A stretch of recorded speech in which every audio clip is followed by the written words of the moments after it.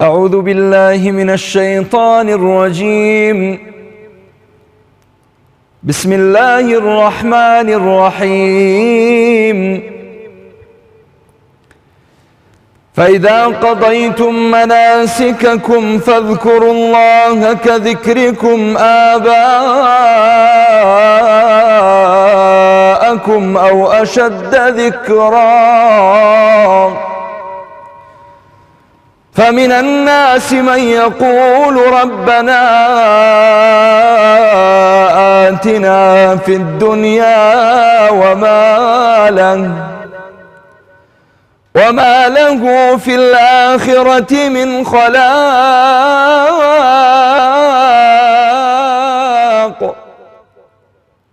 ومنهم من يقول ربنا آتنا في الدنيا حسنة ومنهم من يقول ربنا آتنا في الدنيا حسنة وفي الآخرة حسنة وقنا عذاب النار. أولئك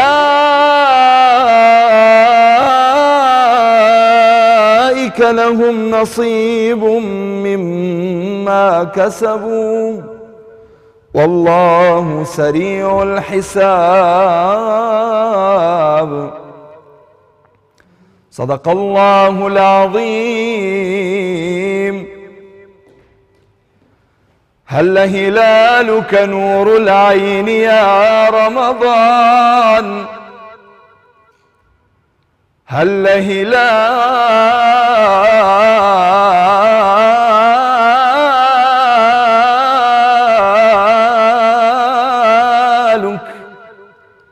نور العين يا رمضان. شهر الطاعة والتوبة شهر الغفران.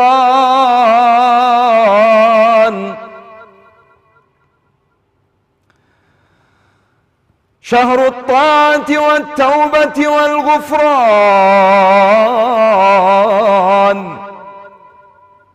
فيك العتق والنجاة من النيران وفيك تحيا ليال القدر يا رمضان.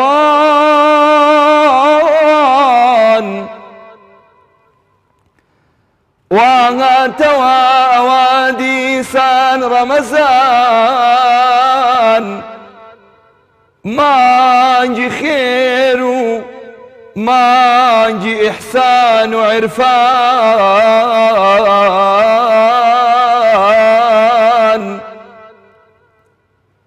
مانجي خير مانجي نور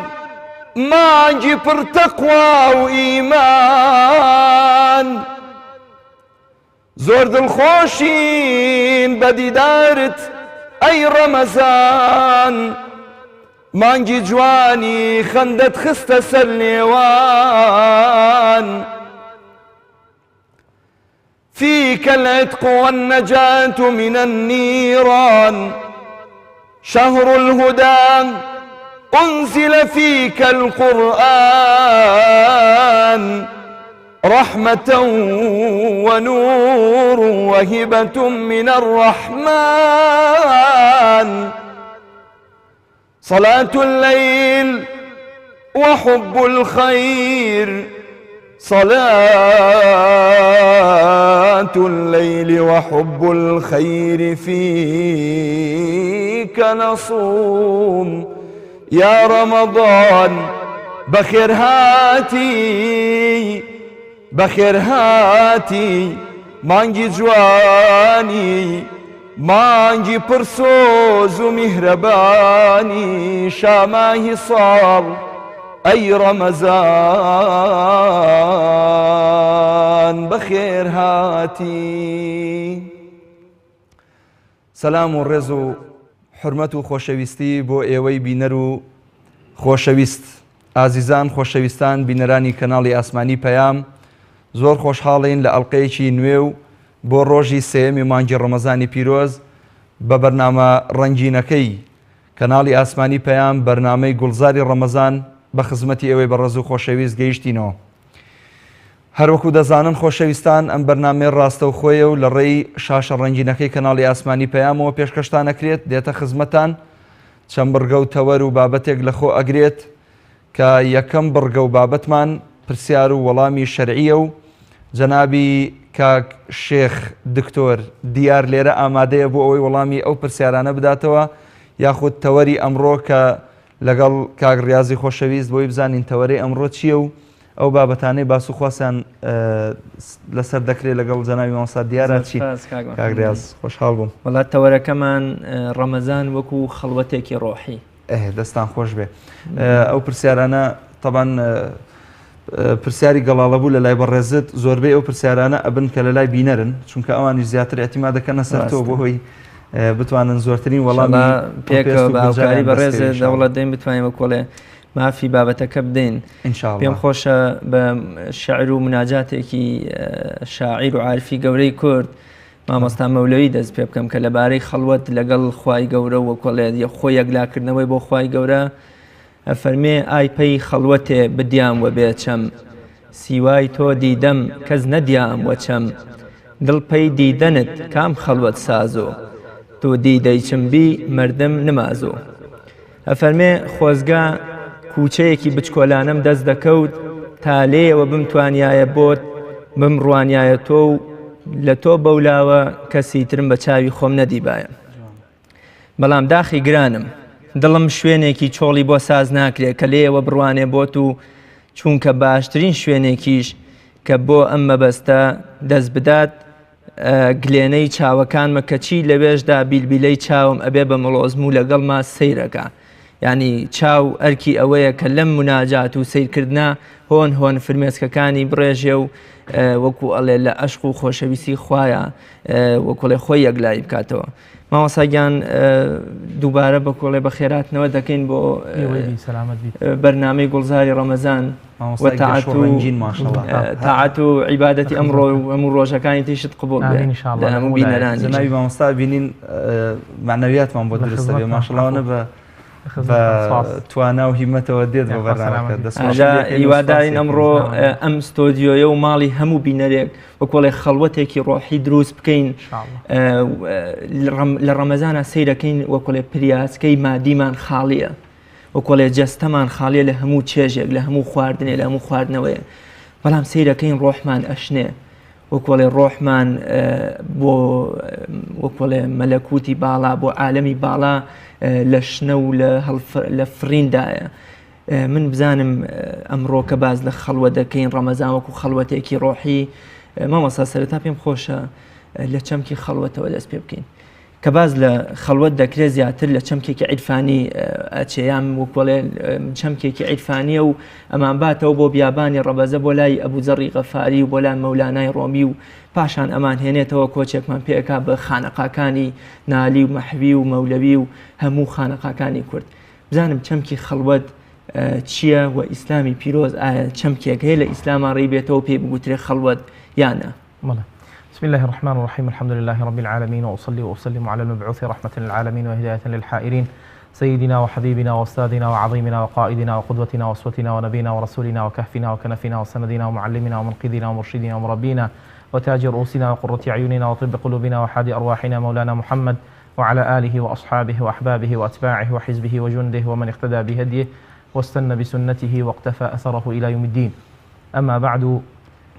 خلوت جزئێکی سەرەکی بووە لە ژیانی پێغەمبەری خۆمانە صلی الله عليه وسلم. ئەگەر جەناب بفەرمید بڵێیت ئەبوو ذەڕ و مەولانای ڕومی و حەسەنی بەسری و ئیبراهیمی کوڕی ئەدهەم و ئەو پیا و چاکانەی کە معروفن لەو بوارەیە، محەممەد ڕسوول الله یەکەم شەخص بووە عەلەیهی سڵات وسەلام کە خەلوەت لە ژیانیا دەورێکی مهمی هەبووە کە ناوی ناوە بە ئیعتیکاف. ئیعتیکاف جزئێکە لە خەلوەت، ئەوەیە کە ئینسان عرب الله يخلو بنفسه مع ربه، يعني بتنيا بين قلب الودقار جل جلاله واز لها مشتكى يعني هرشي موبايلي كوجينتوا موبايلي عقلو تشاو موبايلي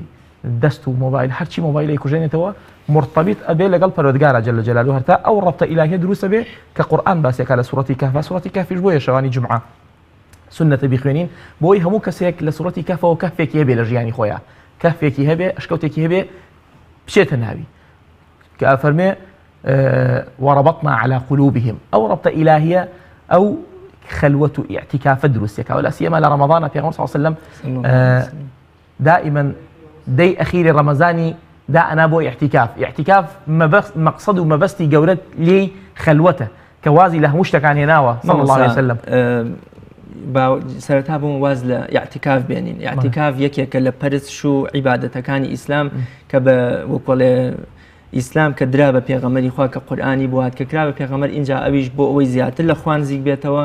ئیعتیکافی وەکو سنەتێک بۆ خۆی و بۆ شوێن کەوتوانی دانا خاتو خەدیجەی دایکمان ڕەزا و ڕەحمەتی خوای لێبێ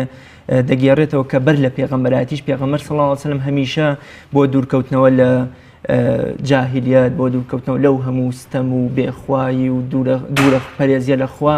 پێغەمبەری خوا صلی الله علیه وسلم توێشوویەکی کەمی جەستەیی هەڵەگرت ئەڕۆشتە شاخێک ئەڕۆشتە کێوی حەڕا بەڵام سیر ئەەکەی بە پریاسکەیەکی پڕی معنەوی ئایا ئەمە ناو بنین خەڵوەت پێغەمبەری خوا صلی الله علیه وسلم لە ئەشکەوتێکا بە تاکی تەنیا چۆن توانی خوای گەورە بدۆزێتەوە پاشان ببێتە نوێنەر و نێردرا و پەیامبەری خوای گەورە خەلوەت مەبەستیایە ئەوەیە کە ئینسان دوورەکەوێتەوە لە هەموو شتێک ئیتر ناوێنەی خەلوەت ئێتیکاف کێشەمان نییە ئەلموهیم خەلوەت سنتێکی پێغەمبەر صلی الله عليه وسلم پێش نبوەتی وەکو حدیثەکەی بوخاری عائشة ئیگەرێتەوە لەسەر زاری خەدیجە رضي الله تعالى عنها کە پێغەمبەر عليه الصلاة والسلام ذوات الليالي الكثيرة والطويلة كان يمكث في غار حراء صلى الله عليه وسلم لغار حراء أمايوة حتى إمام غزالي لكتاب المنقذ من الضلالة ئیگەڕێتەوە ئەڵێ حتى عرب وای لێ هاتوو پێش نبوەتی پێغەمبەر صلی الله عليه وسلم ئەیانوت أن محمدا قد عشق ربه محمد عشقی خوای خۆی بووە هێشتا نەبوو بۆ پێغەمبەر صلی الله عليه وسلم فخەلوەت پێش پێغەمبەرایەتی بۆ پێغەمبەر تەهیوئە بووە بۆ پێغەمبەرایەتی دوای پێغەمبەرایەتیش پێی وتراوە ئیعتیکاف فخەلوەت ئەوەیە کە ئینسانەکە بەتەنیا لەگەڵ یعنی بەتەنیا بێت ئەو کات و ساتەی دیاری کات و ئەو کات و ساتەی بباتە سەر لەگەڵ خوای خۆیان جەل جەلالوه جزئێکی ڕۆحیە یعنی پێ ئەوتێ خەلوەت ئەمە بەشی ڕۆحە بۆیە قورئان ناونراوە بە ڕۆح چونکە قورئان پێش ئەوەی بێ بە دستور پێش ئەوەی بێ بە ڕیسالە پێش ئەوەی بێ بە پەیام پێش ئەوەی بێ بە نامە ڕۆحە بۆ ڕۆحەکان ئەبێ ڕۆحەکان لەناو قورئانە خۆیان ببیننەوە وكذلك أوحينا إليك روحا من أمرنا ما كنت تدري ما الكتاب ولا الإيمان قورئانی ناو خۆی پەروەردگار بە ڕۆح یعنی ڕۆحێکمان بۆ ناردووی زادێکمان بۆ ناردووی بۆ جەستەت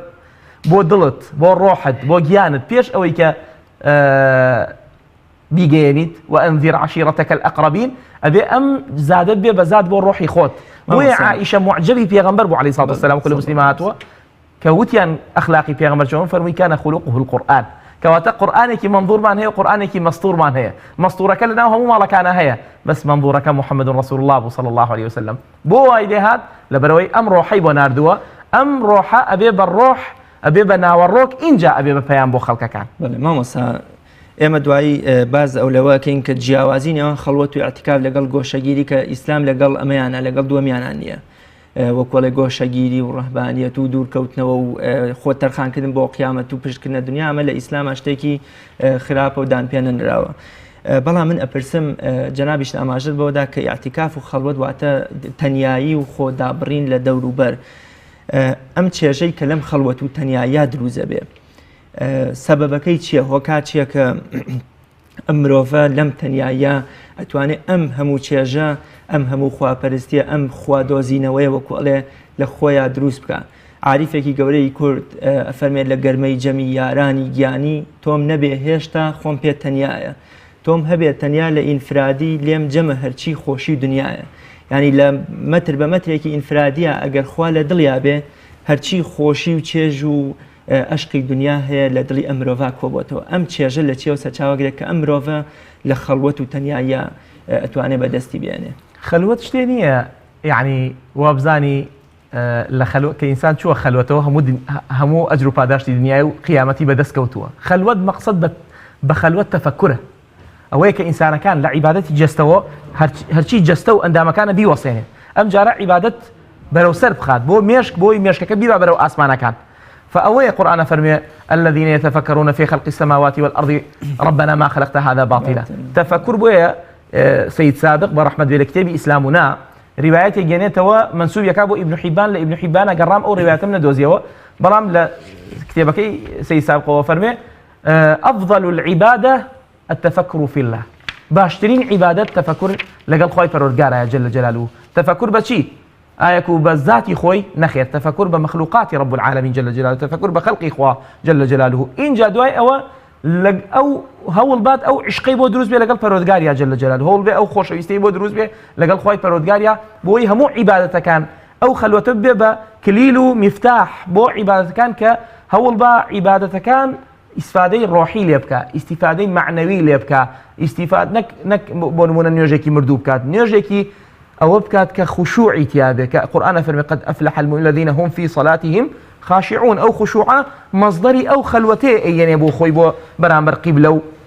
لن يجكيا أو روجوي كإجريت أو خلوته وايلي أكا كتيب قال لمقصدي روجو كتيب قال لمبستي روجو كتيب قال كروحي بالروجو به نفسي بالروجو به جستي همو جاني بالروجو به أو خلوته اشتاقنية يعني وكو ملجأ به خلق شيء تناوي بيت درو بيه عبد القادر الجيلاني يعني بيه أحمد الرفاعي شتيوانية وإنما خلوت تو جاري واي لباسك خلوته جاري واي لمالك إخوته جاري واي لبيامكته كاتمروف لنيو قربالخي وجنجالي جياني شاتواني وكو خلوته بروحي خوي اتواني اتصال بك قلب پروردگار جل جلاله مباشرة اويك انسان ذاكر بيت اويك انسان ربطي هي بلقى خوي پروردگار جل جلاله بلام امالين خلوت او جانب ايجابيه هي كأجل لسطا دا بتواني لناو خلقا أو خلوة جيبجيكي لناو خلوة التنياية لسطا صد جيبجيكي أجي ناخو خلوة جاري واحد تو دانش تويت لقد خواهي پروردگاري خوتها جل جلاله مگر إخلاص إيشي دلنية ملائكة ناينوسه مگر إما بورين ما يلفظ من قول إلا لديه رقيب عتيد ملائكة بس أواني تلفظي بيكي نوسه غير تلفظ كبينكي أو بيني خوت خوايا ملائكة نايخة تسر رصيدي سجل أعمالك وإنما أو بيني خوت خواي پروردگار جل جلاله فلا لقلبالغي جابي لدانشتك احتياجي جابي توتواني اتصال كي بخواي پروردگار وجل جلاله فيونديت هبي لقليا وأو خلوة دروس كي لقليا أو خلوة شيء بعبادته بذكر دروس كي كو علي خلوة يعني دانشتويت ميشكو إيشكا روحي إيشكا دلي إيشكا دس إجناكا وعد نكردوا هل نساوي استقبالي قبلي جدا يكشدنية أما إيشكا مامۆستا کەواتە توانین بڵێن خەڵوەت جیاکاری و دابڕانی نێوان جەستە و ڕۆحە یان بە واتایەکی میعراجێکە بە ڕۆح ئەکرێ و وەکوڵێ لە مەسافەیەکە لە کاتێکە ڕۆح و جەستە لە یەک وەکوڵە جیا بنەوە بالضبط يعني عبادات كيسا مشروع كراوة أو عبادات هنديكمان هي بدنية هنديكمان هي مادية هنديكمان هي بدنية ومادية بس عبادات مانية معنوية به إلا لخلوتنا به أو معنوية أو ضلية أو روحية أو يعني جستلي أكيتوا أم جار الروح يتجوري الروح يقصيك دلت يقصيك أو عقلا كشان صار خوي پروردگار إمام غزالي أحيانا يناو جوهرة أو جوهرة بيداي خوي پروردگار أم جار جوهرة قيمتي هيك بيري خوات يعني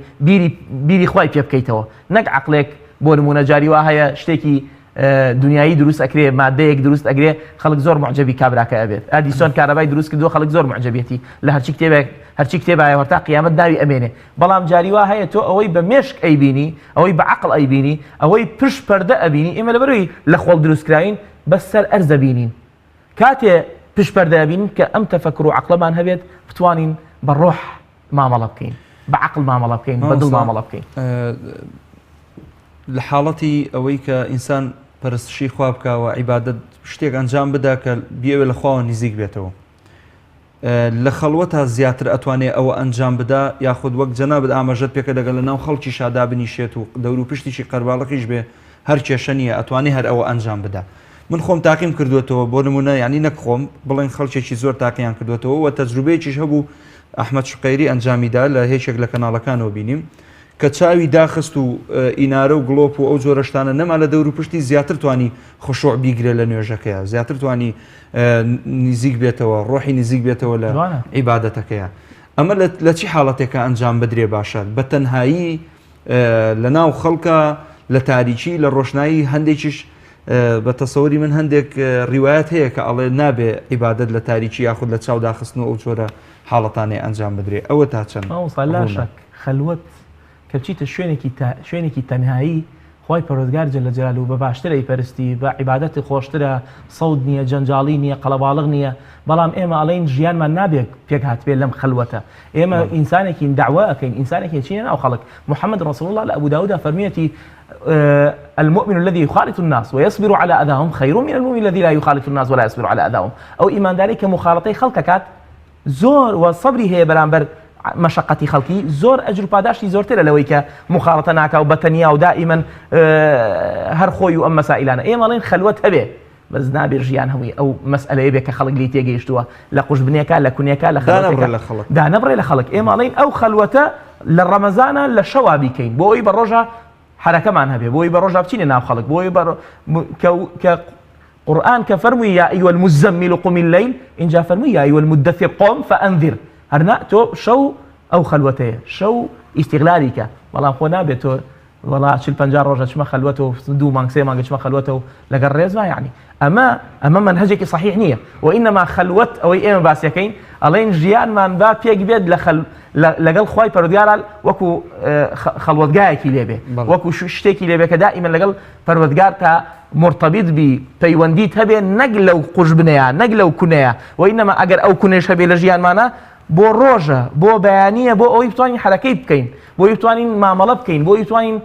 شتيك دعويك أنجام بدين بو يبتوانين دعوة بيامي إسلام بلاو كينوا أو عمل ليك شو أبي إنسان فريق خوي بكيل خلوت أو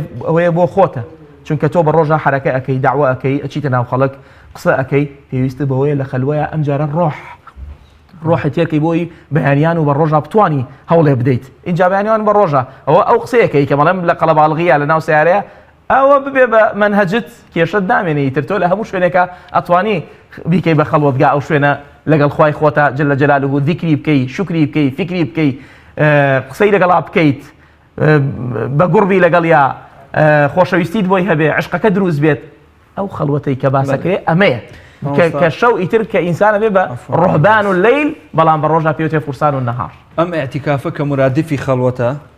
لە هەندێک حاڵەت بڵێ لە هەندێک حاڵەت لە سەدا نەخێر باشە ئێعتیکاف لە غەیری مزگەوت ئەکرێ ئێعتیکاف لە غەیری مزگەوت جمهوڕ ئەڵێن ناکرێ بەڵام هەندێک لە زانایان ئەڵێن نەکرێ بەڵام ئێعتیکاف ئەڵێن هی مزگەوتە یان شوێنێک کە لە ماڵی خۆتا داد نابێ وەکو مزگەوتی لێ چون وای لێ هاتبێ یعنی چونکە سنەتە ئینسان لە ماڵی جا مصەلایەکی هەبێ لەو مصەلایە چونکە تۆ 24 ساعت لە مزگەوتانیت یعنی توانی لە ماڵ ئێعتیکاف بکەیت لە حاڵەتی قەرباڵغیە ئەگەر ماڵ نەبوو مزگەوتیش نەبوو قەرباڵغیەک دروست بوو ئەلەو شوێنەی ئێعتیکاف ئەکرێت ناکرێ ئێعتیکاف ناکرێت بەڵام هەمان ئەو کەم و عەدەدەی مزگەوتی لێیە ئەو شوێنە بۆ نمونە لە باخێکە لە شوێنێکی گشتیە لا هۆڵێکا بۆ نمونە آخر تۆ لە ئێعتیکافە ئینسان دائما کە ئەچێت ئەبێ بە ئینسانێکی معتەکیف لە ئێعتیکافەکەیە لە هەموو شتێدا ئەبڕێ ئەم 2 ساعاتە خۆم یەکلا کردوتەوە بۆ رب العالمین جل جلاله بۆیە پێغەمبەر صلی الله علیه و سلم ئەو دەشەوەی کە باسەکرێ لە ڕەمەزانە و ساڵی کە وەفاتی کرد 20 شەو بووە ئەوە ئەیتر لە هەموو شتێدا بڕاوە كان إذا يعني دخل العشر شد مئزره وأيقظ أهله وأحيا ليله وكل مسلماتها فأما لها مشتدا أبرئ بوي ألين لنا وباصا إما ألين خلوت أطواني لبازارابي كي مرتبطة بلقى الفروتقال بلام اعتكاف لمزقوتها أكري اعتكاف بلام جزء لخلوت ياخذ أجر جورة النبي لخلوت وكو خلوت وايا نيتي جهة ببين نية طبعا إنما العمل بالنيات هموشتي أبي نيتي هذا حتى مسائلي يعني مسائلي ذكر مسائلي فكر أبي أصل واحد إنسان لو يا خوي انقطاعك لها مشتك بوي القرآن فرمي الذين آمنوا أفرمي وتبتل إليه تبتيلا واذكر اسم ربك وتبتل إليه تبتيلا ابن القيم برحمة الله فرمي التبتل الانقطاع إلى الله بالكلية يعني بهمو جانت منقطع ببو خوا نق منقطع بي لخوا منقطع ببو خوا يعني همو جانت بو خوا أبي جل جلاله فلو كاتيا تو يقلا خود يقلا كدتو بو رب العالمين بلام خلوت اتواني لدرو بي لبازار بي لناو خلقا بي اما لا شك اما لين بتنياش بي انسانك باشتره تشاكتره عبادتي خوشتره حتى لاي هندي لزانايان واهل فقه او تاريخي وشتباجنيه او تاريخ نيوش كدل للتاريخيه لا زور علماء كراهتي لسره چاو داخسن لنيوجا لا زور علماء كراهتي لسره فاما انسان يكين امانه چون اهتمام ادين بالروح لەگەڵ ڕۆحەکەیە جەستە حازر بێ لەگەڵ ڕۆحەکەیە مێشک و عەقڵ و هەموو دەست و چاو هەمووی حازر بێت چونکە بەم بۆیە پیاوێک ئاوا نوێژێ کرد ملی لار کردبەوە ئیمامی عومەر لێیدا سەری ڕاست کردەوە فەرمووی لا تموت علينا ديننا موتك الله إنما الخشوع لفي القلوب وليس في الرقاب خشوع لدلاية لملانية فأما مسألة إما بوية تأكيد يعني جختي ليه كموكا إنسان هول بات لمعنى كان تيبقات بدلو الروح نقبة شاو داخسنو تاريكي وملار كرنا أما نية لسنتي في غمر عليه الصلاة والسلام أما مندي ولا كتابة ما مسا كسيدي سروشتي رمضان وجاك نويل ليان زمان كي تراكين للاين خواي قوروا هستكين جوري لخلوة وتعبد مندي بم روحي بم مانجا دراو يعني وكل جاك نويل رمضان لنيام يان زمان كي تراك راو جنابت بو أمتشي علي رمضان وكل جاك راو تولي يان زمان جيتر بۆ ئەوەی خۆی بێتە خەڵوەتیان بێتە خەڵوەتێک بۆ ئێمە ڕەمەزانە بێ ئیجتیهادێکی زۆری تیا بکەی بۆ ئەوی ئەم ڕەمەزانە بکەی بە خەڵوەتگایە بۆ خۆت قورئان فەرمێ الذين آمنوا فەرمێ يا أيها الذين آمنوا كتب عليكم الصيام كما كتب على الذين من قبلكم لعلكم تتقون بيا الذين آمنوا دەست پێ کردووە بە تتقون ئینتیهای هێناوە کەواتە تۆ بە سویچی ئیمانەوەی تەناو ڕەمەزان ئەبێ کە دەرچووی بە تەقواوە چونکە هەموو متقيك إيمان دار بلام هم إيمان دار متقيني أو مصطلحي في غمر عليه الصلاة والسلام تجاوزي كدوان أفرمي حسكي مسلم إمام أحمد أفرمي لا تصاحب إلا مؤمنا ولا يأكل طعامك إلا تقي بو يعني برادريتي سرجادة مؤمن بيو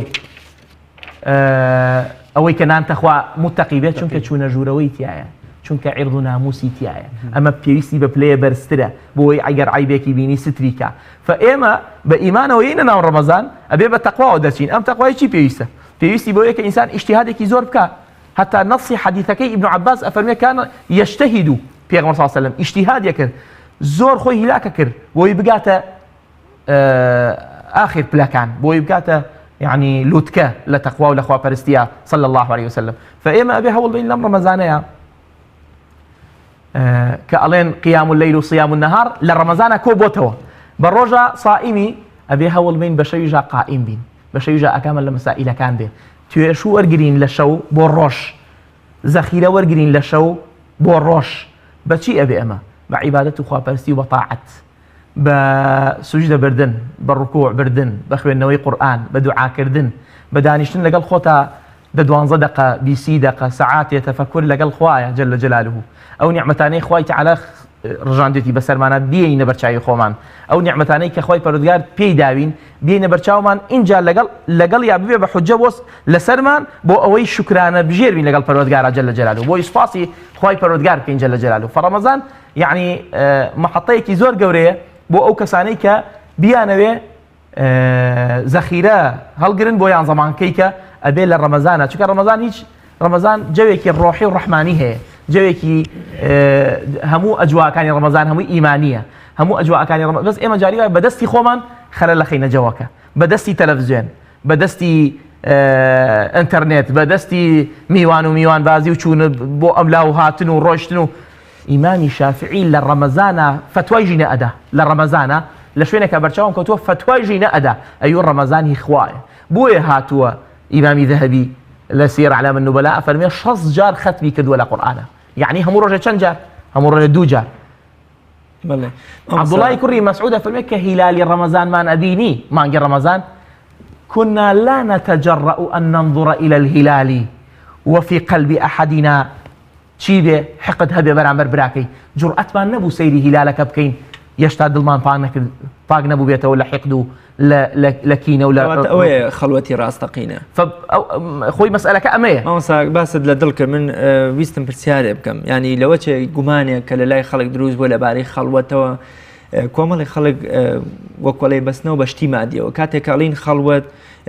وای بۆ فەرزەکەن کە ئەبێ خەڵوەتگاشی بۆ هەبێ يعني شتێکی مادی ئەڵین پەرستن پەرستگاشی بۆ هەبێ بەڵام من پێم وایە خەڵوەت ئەوەیە ئەبێ وەکوڵێ دەبێت دڵمان بکەینە سەنتەر و دنیا لەبیر بکەین نەک وەکو بڵێن بچینە شوێنێکی تاریک و سوچێک و کە لە بەرێک یان پەرستگایەکە و خۆشمان و خەڵکیش لەبیر بکەین ئایا خەڵوەتی ڕاستەقینە ئەوەیە کە بۆ منە ئێمە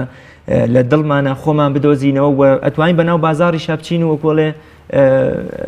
لە دڵیشمانە خەڵەتێکمان دروست کرد ئەوەی کە مەولانای ڕۆمیە چێ بە بەردەم نوێژی کابرایەکە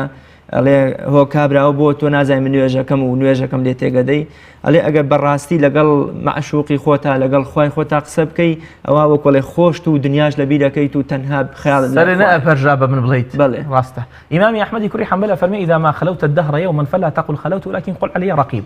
ئەگەر ڕۆژێ بەتەنیا بوویت مەڵێ خەلەوت مەڵێ بەتەنیام ولكن قل علي رقيب بڵێ ئەوە ڕقابەم لەسەرە ئەوە چاودێرم لەسەرە ئەمەیە ئیحساسەکە کە بەدڵ هەست بکات ئینسان بە مراقبە و کامێرای پەروەردگار جەل جەلالوه لە هەموو کات و ساتێکا بزانی کە تۆ ئەم دڵی تۆ یەک دقە غافڵ نەبێ یەک دقە دوور نەکەوێتەوە لە خوای پەروەردگار جەل جەلالوه پیاوچاکان و صالحین ئاوا بوون یعنی هەموو کاتێکیان خۆستۆتەوە بۆ ئەوەی ڕەزامەندی خوای تیا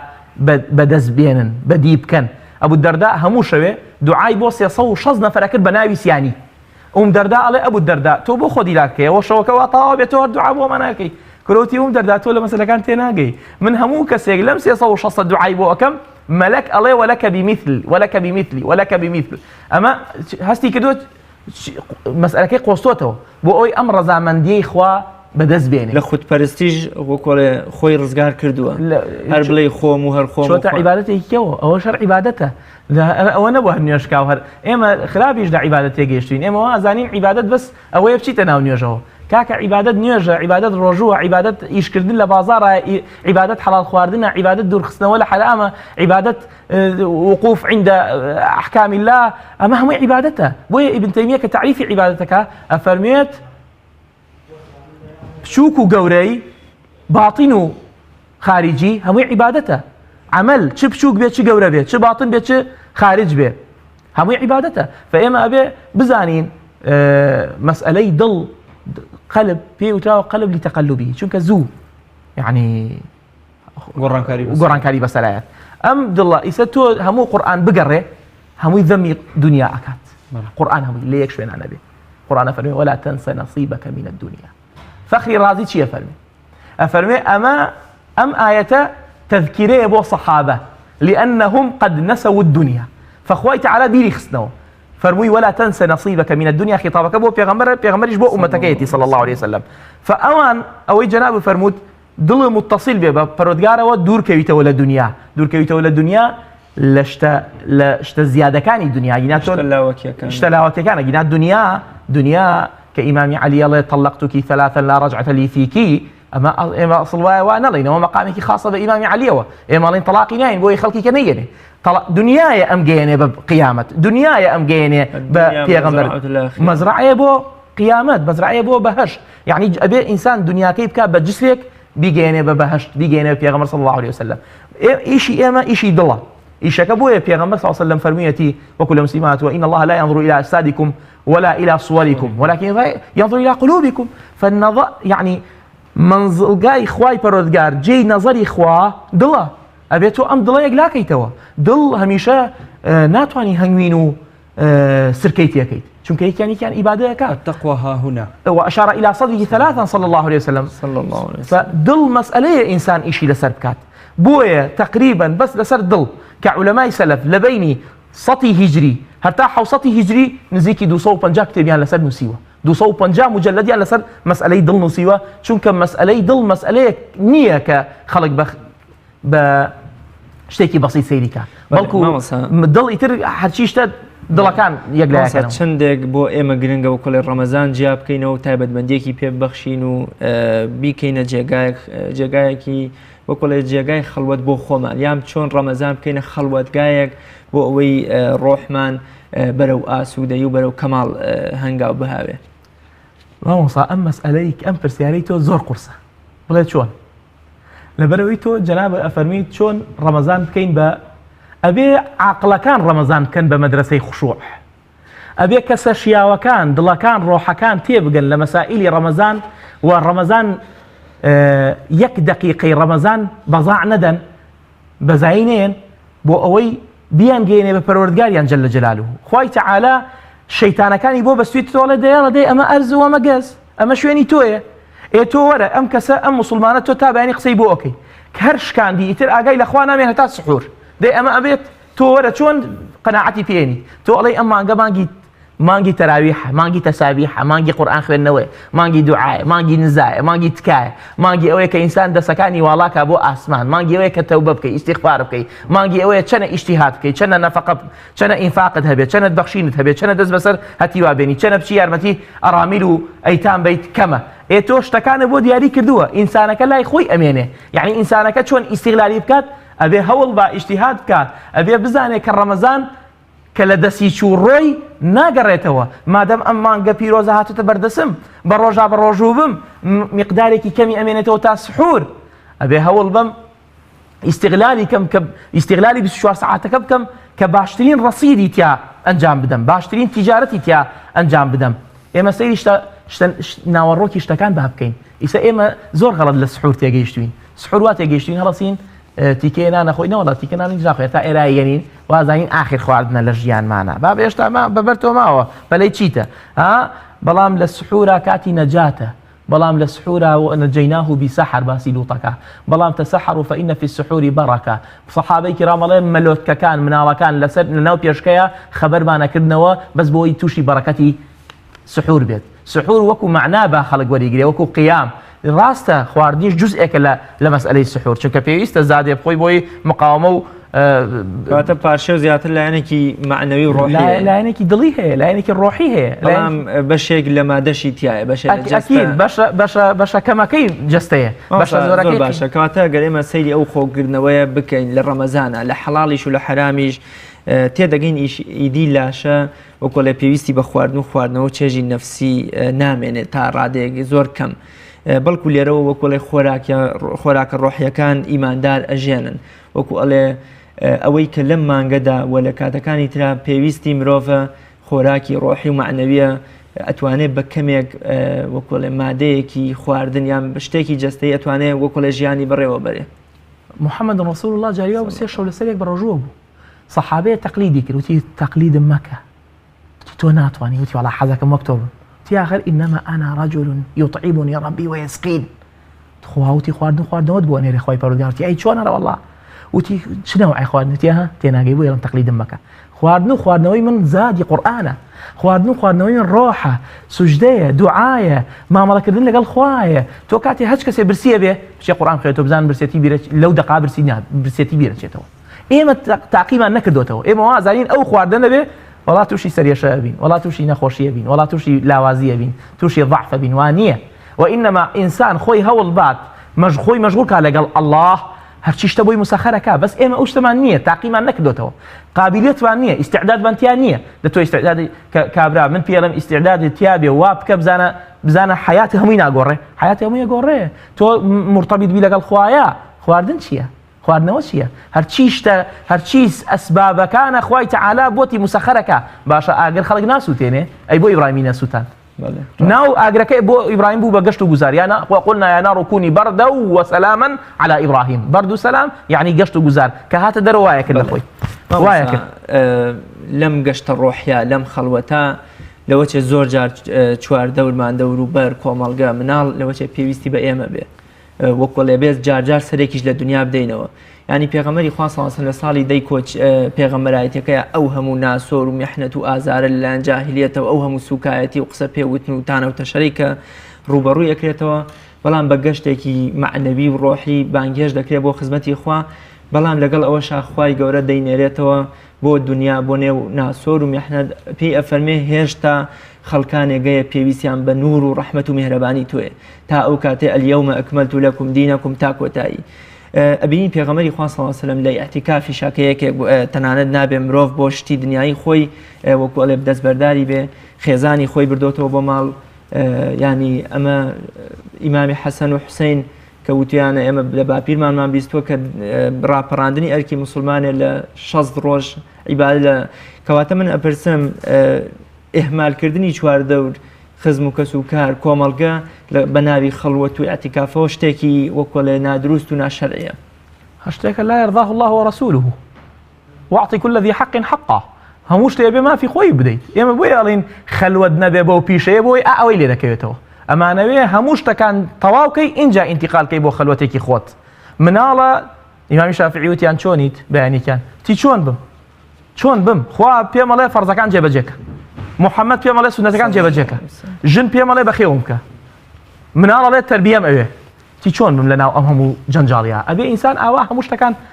حەقی خۆی بدات اینجا خەلوەت ئەوە بەشێکی نەفسی خۆتە ڕاستەکەی کاتێککە ئەوانە خەواند کاتێککە ئەوانە تێر کرد کاتێککە ئەوان ئیشەکانە بۆ دابین کرد فەرمەوە خەلوەتە فەرموو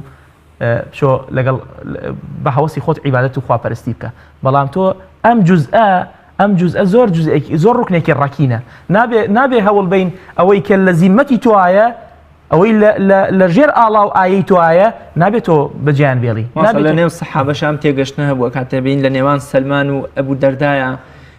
ئەو پێ فەرمێ ژنەکەت و مناڵەکەت و نەفست و تەنان جەستەش و بۆ منە مافیان لەسەرتە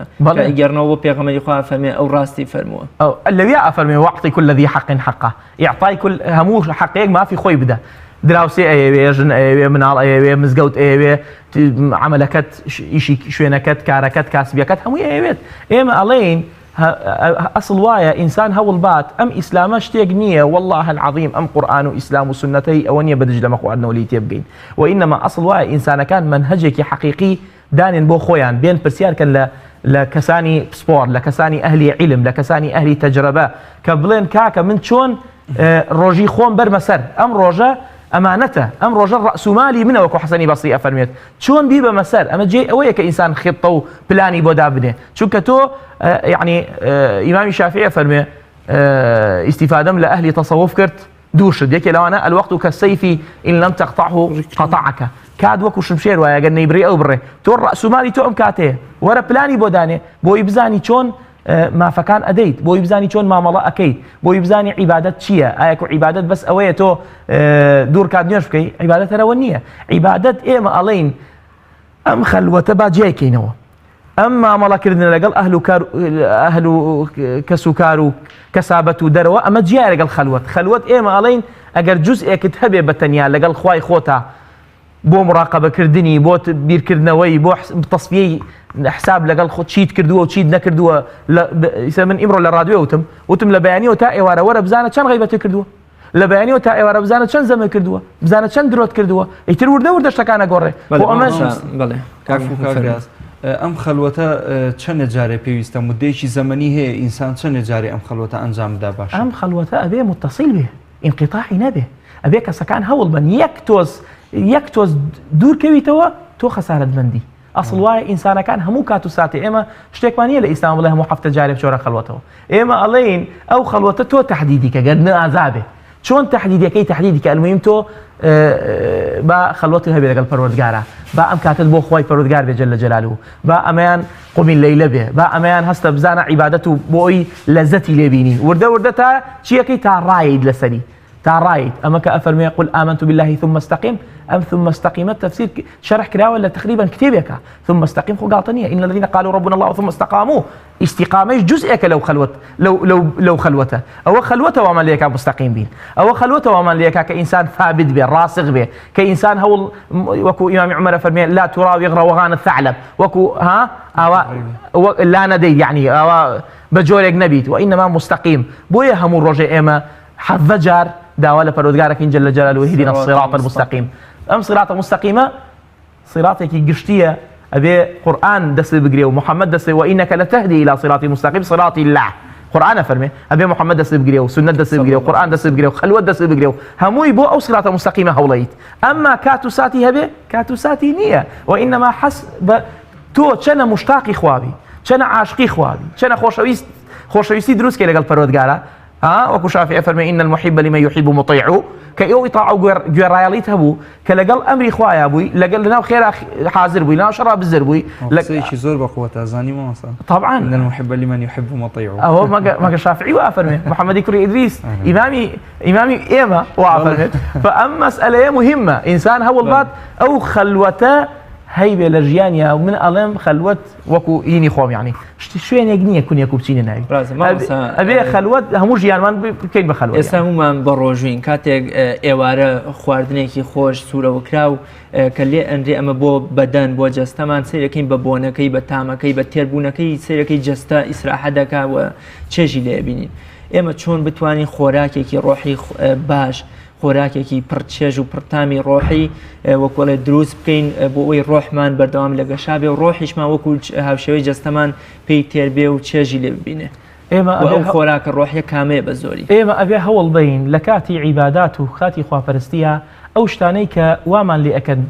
عقلمان دوور خاتەوە، جەستەمان دوور خاتەوە، دڵمان دوور خاتەوە، ئەبێ هەوڵ بین بیقرتێنین بیبڕی. ئەبێ هەوڵ بین بۆ نمونە ئێمە پیاوچاک سەلەفی صالح بۆ ئەو نەزیرەک بوون لەبەر ئەوەی سوورەیان زۆر نەدیوە، ڕسمیان زۆر نەدیوە. ئێمە کوێ ئەچی ڕسمە، ئێمە تەلڤیزیۆن ڕسمە، دەرەوە ڕسمە، ناو سیارە ڕسمە، لە کۆستەرا دانیشێ ئیتر هەرتا لە بازاڕەوە هەرتا ماڵەوە سەیری خەڵکەکە وا ئازانێ فەرزە لەسەری ئەم خەڵکە هەمووی یەک بە یەک بناسی و بیبینێ. ئەو سەلەفی صالح بۆیە زیرەک بوون ڕسمیان نەئەبینی، ئەوەیان نەبینی، مصحفیان نەبینی، بۆیە تەدەبوریان هەبوو، تعقلیان هەبوو، خوشوعیان هەبوو، خضوعیان هەبوو، ملکەچیان هەبوو پەروەردگاریان جەل جەلالوه. ئێمە هەموو ئەطرافان هەمووی چییە؟ هەمووی ڕسمە، هەمووی شەهوەتە، شوبهەتە، ئەچیتە دەرەوە، هەمووی مەلەذاتە. ئەم مەسئلەیە وای لێ کردوین هەرزوو چاومان زەعیف بێ، هەرزوو نەتوانین دوو ئاەت لەبەر بکەین. ئامۆژگاریی بینەران بکات چۆن خەڵوەت ئەنجام بدەن و چۆن بتوانن لە خۆیان نزیک ببنەوە. وەڵاهی ئامۆژگاری من یەکەم بۆ خۆم، دووهەم بۆ بینەری بەڕێز ئەوەیە کە هەوڵ بین ئینسان ئەو پەیامەی ئەو نامەی ئاراستەی خوای ئەکای لێی تێ بگەیت، ئەو نوێژەی کە ئەیکەی لێی تێ بگەیت، ئەو ڕۆژۆی کە ئەیکەیت کە ئەیگریت بە مرتاحبی قەلبیەن مرتاحبی کە ڕۆژوت گرتووە. ئەمەش بەچیت؟ ئەمە بە ئیستیحضاری دڵیت، ئەبێ دڵەکە حازر بێ، ئەبێ هەرچی شتی دنیا تێکەڵی قیامەت نەکەین، تێکەڵی شتی ئاخرەت نەکەین. کاتێکە عیبادەتمان کرد ئاگامان لە مطبەخ نەبێ، کاتێکە عیبادەتمان کرد ئاگامان لە دوکان نەبێ. ئێمە ئیمامی عومەر نین ئەی فەرموو وأنا أجهز الجيش وأنا في الصلاة، بابا عومەر بوو، بەڵام ئەوە عومەری کوڕی خەتاب بوو، بەڵام عومەری کوڕی سەعید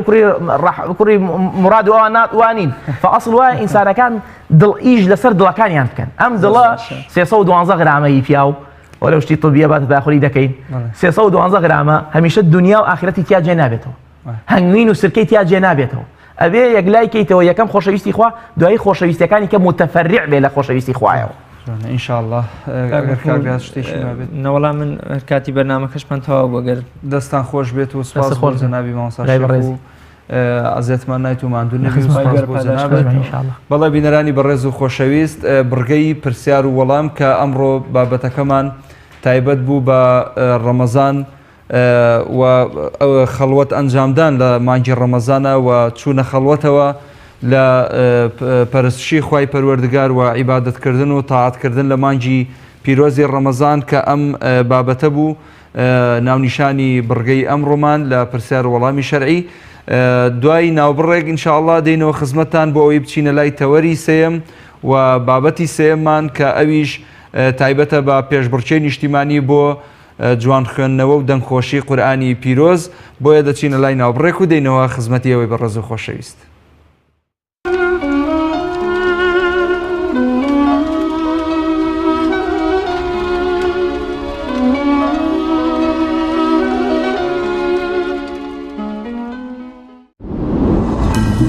تۆپ ئارت تاکە بریکاری تۆڕی میدیایی کۆمەڵ بۆ دروستکردن و بڵاوکردنەوەی ڕیکلام. تۆپ ئارت.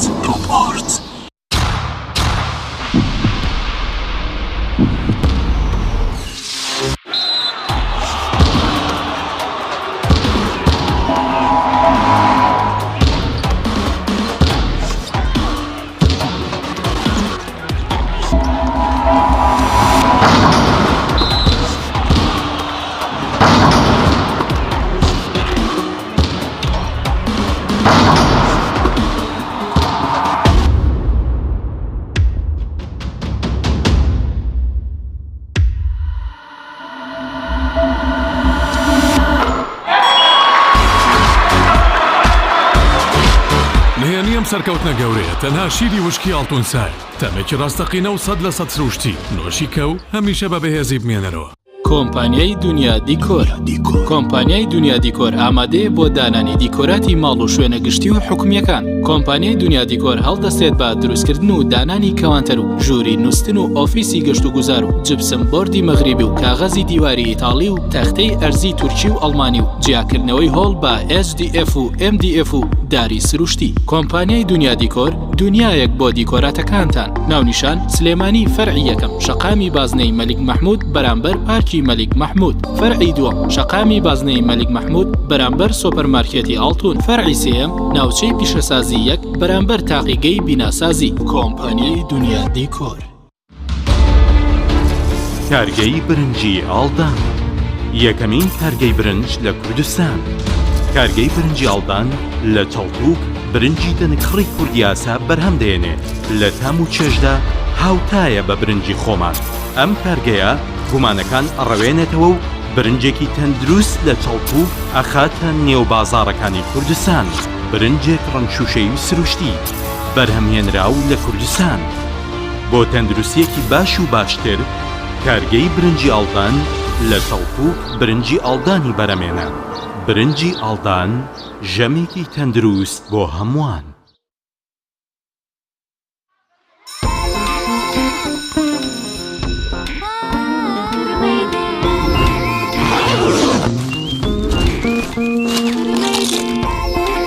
خرمەی دێ واردن بێت و خرمەی بێت. ئۆ خەیارە نا خرمەی دێ هەواشە گێدەرە گێدەر خرمەی دێ نانی گێریە میزەڵانە لوسی ئاشکرای کاودێ تربێ دەرکێنە خرمەی دێ لوسی بخۆشان هەڵتەکێنە خرمەی خۆشە و تەمی خۆشە و بۆنی خۆش جەپسی لوسیم زۆر کڕیوە بەشی تۆ خرمەی دێ خرمەیە جپسی لوسی. تۆپ ئارت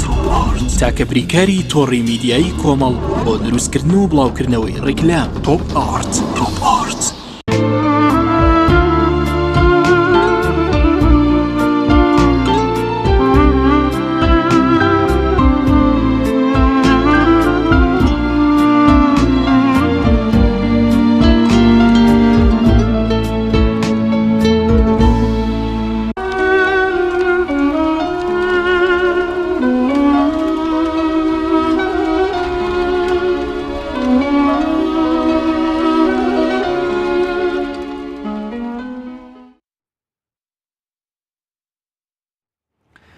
دووبارە سەلام و ڕەحمەتی خواتان لێبێ بینەرانی بەڕێز و خۆشەویستی کەناڵی ئاسمانی پەیام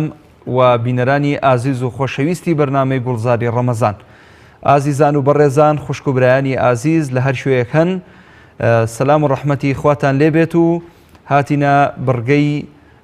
سێیەم کە تایبەتە بە بڕگەی جوان خوێندنەوەی قورئان و دەنگخۆشی قورئان بۆ ئەو کەسانی کە قورئانە خوێنن و قورئانی پیرۆزەدا ئەکەن لەلایەن لیژنەی بەڕێزەوە هەڵ ئەسەنگێنرێن جەنابی کاک شێخ حسێن و کاک دکتۆر ئیسماعیل و کاک دکتۆر مەحموود کامڕۆ شوێنەکانیان جێگۆڕچێ پێکراوە. دووبارە بەخێر بێنەوە سەرسەر و سەرچاوان خۆشحاڵ بووین بە هیوای ئەوەی بەشداربوانی ئەمڕۆ ئینشاءالله بتوانن ئەدائێکی باش بکەن و قورئانێکی جوان بخوێننەوە و سەوتێکی خۆش پێشکەش بە بینەران بکەن، هەروەها ئارامی و سوکناییەک ببەخشن بە دڵ و ڕۆحمان، چونکە قورئانی پیرۆز هەمیشە ئارامی ئەبەخشێت و شیفای هەموو نەخۆشیەکە ئینشاءالله. کاک گیان دووبارە جەنابتان بەخێر بێنەوە. ئەو تێبینیانەی کە ئەمڕۆ دەتەوێت عەرزیکەی بۆ بەشداربووەکان و بۆ ئەو خوشک و برایانە و بۆ بینەرانی بەڕێز چی؟ بسم الله الرحمن الرحيم، الحمد لله والصلاة والسلام على سيدنا ومولانا رسول الله وعلى آله الأطهار وصحبه الأبرار والتابعين لهم بإحسان إلى يوم الدين. صلاة بركاتي خواهي قورة برجي بسر همولايكي مسلمان و بەڕێز و خۆشەویستدا ئازیزان و خۆشەویستان، ئەمڕۆژ لە دەرسێکی تر و لە حەڵقەیەکی تر و لە بەرنامەیەکی تر هاتینەوە خزمەتتان بۆ پێشکەشکردنی ئەم پێشبڕکێ ناوازەیە. هەندێک ملاحەزەمان لە ڕۆژی یەکەمە عەرزی جەنابتان کرد، وتمان ئەو برایانەی کە ئەو برا بەڕێزانی کە بەشداری ئەکەن لەم پێشبڕکێیە ئەبێت بە شێوازی میسری یان شێوازی عێراقی تیلاوەکە ئەدا بکەن، بۆیە تکایە کەس بە شێوازی تەرتیل ئەدای نەکات، چونکە ناچێتە قۆناغەکانی تر. ئەمە یەک خاڵی دوو لەوانە لە دەرسەکانی تریشا لە حەڵقەکانی تریشا لە کاتەکانی تریشا ئاماژەمان پێکرد ڕۆژانی پێشووتر، وتمان نەفەس وەرمەگرن چونکە یەکێک لەو برایانە ئاگام لێ بوو وابزانم ئەوەی کە بە شێوازە عێراقەکەی خوێن نەفەسی زۆر ئەیە وەرئەگرن لە نێوان ئاەتەکانە ئەمەش نابێ ئەبێ پێشتر خۆتی بۆ ئامادە بکەی و محاولە بکەی کە نەفەس نە بە ئاشکرانە بە نهێنی وەرنەگری چونکە یەکێک لە شروعی پێشبڕکێ ئەوەیە کە نابێ بە هیچ جۆرێک نەفەس وەرگری بێ پێشتر نەفەس بخواتەوە بەڵێ بۆی بتوانێت ئاەتەکان ئەدا بکات. ئێستا ئیشەڵا ئەگەر برایان لە کۆنتترۆل ئامادە بن بۆ ئەوەی قورئان خوێنی یەکەم و بەشداربووی یەکەممان بۆ ئامادە بکەن بەڕێز کاک مالیک حسێن لە شاری هەولێر خوای گەورە موفقتان کە سلام علیکم ورحمة الله کاک مالیک. وعليكم السلام ورحمة الله وبركاته. کاکە مالیک گیان سوورەی یونس بۆ جەنابەت دیاری کراوە ئاەتی 62 بۆ 66 ئەگەر بفەرمووی دەست پێ بکەی ئینشاءالله.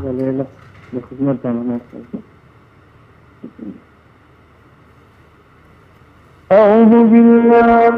من الشيطان الرجيم.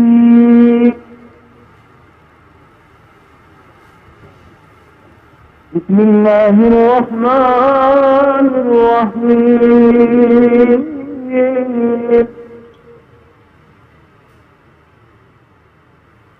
ألا إن أولياء الله لا خوف عليهم ولا هم يحزنون.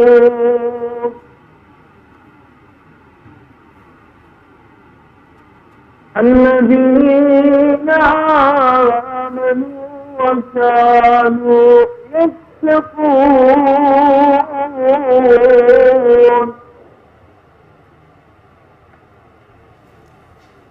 لهم البشرى في الحياة الدنيا وفي الآخرة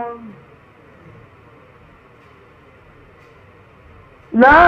تبديل لكلمات الله ذلك هو الفوز العظيم.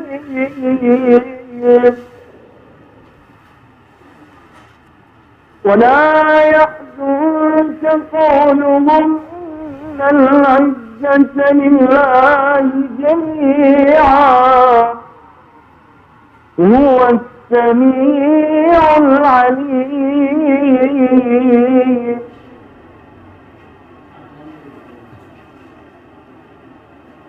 ألا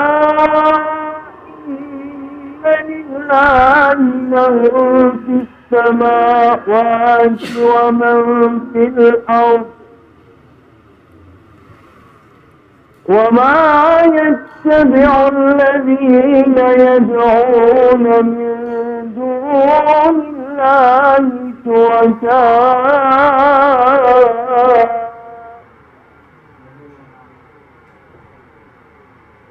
إن يتبعون إلا الظن وإن هم إلا يخرصون. صدق الله العظيم. صدق الله العظيم. دەستخۆشیمان هەیە بۆ برای ئازیز کاکە مالیک حسێن لە شاری هەولێر. ئەچینە خزمەت کاک دکتۆر محمود بۆ پێشکەشکردنی ملاحەظەکەی خۆی و تێبینیەکانی لەسەر تیلاوە و ئەداءەکەی کاک مالیک لە بەشی وەقف و ئیبتیدا. بسم الله الحمد لله والصلاة والسلام على رسول الله. زۆر سپاس و دەستخۆشیمان هەیە بۆ برای بەڕێزمان کاک مالیک خی گەورە مۆفەقیکە سەربەرز بێت تیلاوەیەکی خۆش دەنگێکی خۆش بەڵام گوتمان ئەم تێبینانی کە ئێمە ئێڵین تەنها بۆ دەوڵەمەندکردنی بابەتەکەیەوە بۆ ئەوەیە کە قورئان خوێنان یارمەتی بدەینە ئەو کەسانی کە قورئانە خوێنەوە هەوڵ بدەن زیاتر خزمەتی قورئانەکان بکەن و باشتر بیخوێنەوە خۆیان لە هەڵە بپارێزن. ئەم برا بەڕێزەمان دیارە لە جارێکی تریش لە پێشتر باسمان کروتمان هەندێک کات هەندێک وەستانەکەن وەستانێکی بە بێهەناسە بە پێوترێ سەکت چەند شوێنێکی دیاریکراوی هەیە لە قورئانەواتە سەکت بریتە لە وەستانێک بە بێهەناسە مدەی دوو حەڕەکەیان کەمتر لە چەند شوێنێکی تایبەتە لە قورئان هەیە و حکمەتێکیش هەیە لەو سەکتانەدا بەڵام لە شوێنی ترا دروست نییە ئینسان لەخۆوە ئەو وەستانە نەبکە ئەو حاڵەتی لا خوف عەلەیهیم ولا هم یحزنون هەستم کرد لەوێدا سەکتەیەکی کرد حاڵەتێکی تر لە حاڵەتەکان جۆرێک وەقفمان هەیە جۆرێک وەستانمان هەیە پێوترێ وەستانی واجب یا وەستانی لازم واتە قورئان خوێنە بێت لەو شوێنەدا بوەستێت چونکە گەر نەوەستێ مانای ئاەتەکە گوێگر بە شێوازێکی تر تێگا لە دەرسی ڕابردووش باسمان کرد لە هەڵقەی پێشوا وتمان ولا يحزنك قولهم لێرەدا میمێکی لەت هەیە لەسەر قولهم بۆیە پێویستە قورئان خوێن لەو شوێنەدا بوەستێ و خەڵی مصحفەکە بۆ خۆی یارمەتی دەرە بۆی قورئان خوێن ئەو حاڵەتانە بزانێ چونکە ئەگەر بڕوا بەسەریا مانای ئاەتەکە گوێگر بە شێوازێکی تر لێی تێگا ئەو کەسەی کە باشە قورئان شارەزانە بێ یاخود هەر کەسێک گوێی لەو ئاەتە بێ وا تێگا مانایەکی تر تێبگا بۆیە کەوتە هەڵەوە لەو حاڵەتەدا خوای گەورە موفقی کا و سەربەرز بێ هەر و تێبینیانم هەبوو لەسەر کاک دکتۆر گیان جەنابەت بسم الله الرحمن الرحیم دەستی خۆش بێ کاک مالیک هەر بیدایەت کە بە ئیستیعاذە دەستی پێ کرد زۆربەی قاریەکان کەڵێن ئەعوذ بالله من الشیطان الرجیم بڵێن ئەعوذ بالله واوە کاکەن بەضەممە أعوذ بالله نابت لبروي أو واوي مدية ويقول فرمت فإذا قرأت القرآن فاستعذ بالله من الشيطان الرجيم وأوصي غشك لقرآن هاتوا برين فاستعذ بالله من الشيطان الرجيم أجر بيكيتو بجملة كبرامبر أدائي أم أمري خوي يقولك على أعوذ بالله من الشيطان الرجيم أعوذ واويك واوي مدية أقدر بنيك وضمة مقدار زمني مد كان أبي متساوي به كاتك دو مدمان هي واللفظ في نظيره كمثله واتل شوينك عمد يكد هي شوار حركة دري شكلتها أبي أو مداني تريشمي بدوها شوار حركة من أوي لو لازمني مقدارك أوعى بنمنا ألا إن أولياء الله لا مدي جائزة لقى مدي واجب متصل لك كأم بينج دريش كدو يوجد بينج به أم شوار به يوجد شوار به وكتبيني تر تبيني كان زياتشتي شلون الله دقيقا هرچەند لەبەر سەوتەکە زۆر جار ناتوانین قرار لەسەر هەمووی بین ئەوەی کە من گوێم لێ بوو لا تبديل لكلمات الله ها ئەکمان هەیە لە کۆتاییە ألا إن لله من في السماوات ومن في الأرض أو ضاد أبي جوان تحقيقي مخرجكي بجواني بوتري نقول من في الأرض لا من في الأرض سيركي صوتي كتايا يعني كبيوتي شيء الرخاوة صفتي رخاوة لبيتي ضادة كواي لي كازم لحظيك لا هندي شونا أبينم قلقلبم عيناك نلين أرض لا أوش هم حركة لا قلقلب يجي لشيء بيتي لدوت نوي أو دو عضو نطقيك حرف كدرو سكن لكاتي نطقة يعني تم حاولك ويقلقل دروزنا به لكاتي نطقة حاولك ميل التباعد ياخذ الكوتنا ولا بيني او دو بشيء او دو اعضاء دروز بك صوتك دروزك كنتي بي لهمي باشتر او ضاد قود بي باشا قدان ما كمال صفاتي تي شكل لو انا مقصبا من صفتي اطباقه بالله سيركي اطباق بو معناي كزمان اللي كيبه ملاشو وحصري صوتك بمجال نيبت درو باشا لبري صوتك حصل به لو منطقه يعني بيشواني وحرفاني كصفتي انيان هي انفتاح يعني لقل كويا إن يتبعون لو يأو إدغام من هي زمني غنكي زمني يكو بيويز نبو إن يتبعون بمشوازة وتبيني كتريش بوكا مالك بشويش عام بو قاري أخو شويستكان هول بدن لكاتي نطقي حروف مادية طبقات صوتي نقورا الرمي بوكا شي حسين تا حدك اشتكي مقبول بيبانا بالنسبة أحكامي تجويده مقبول نية شون هو السميع العليم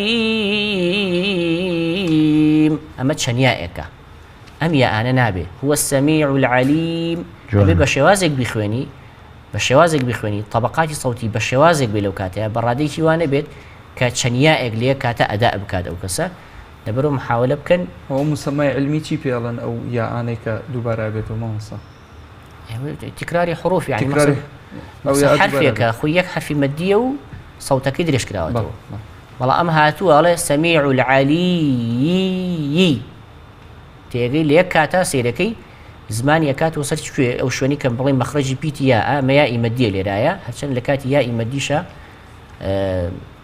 طبعا حروفی مەدی مەخرەجەکەیان کوێە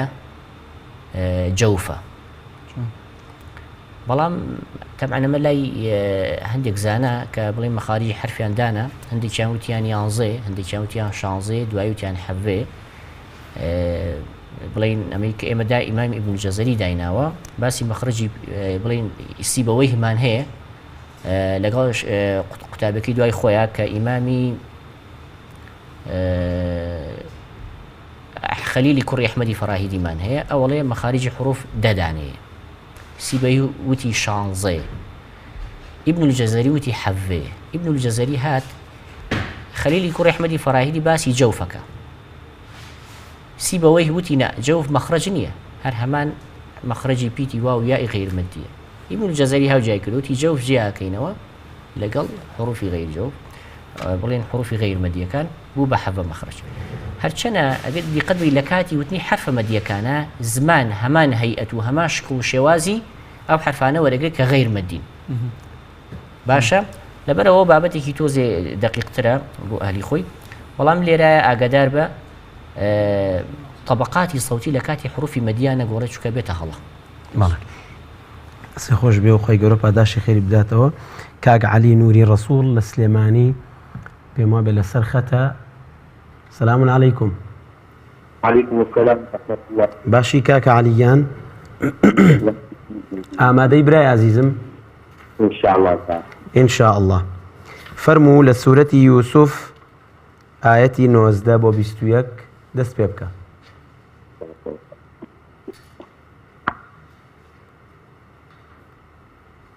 أعوذ بالله من الشيطان الرجيم.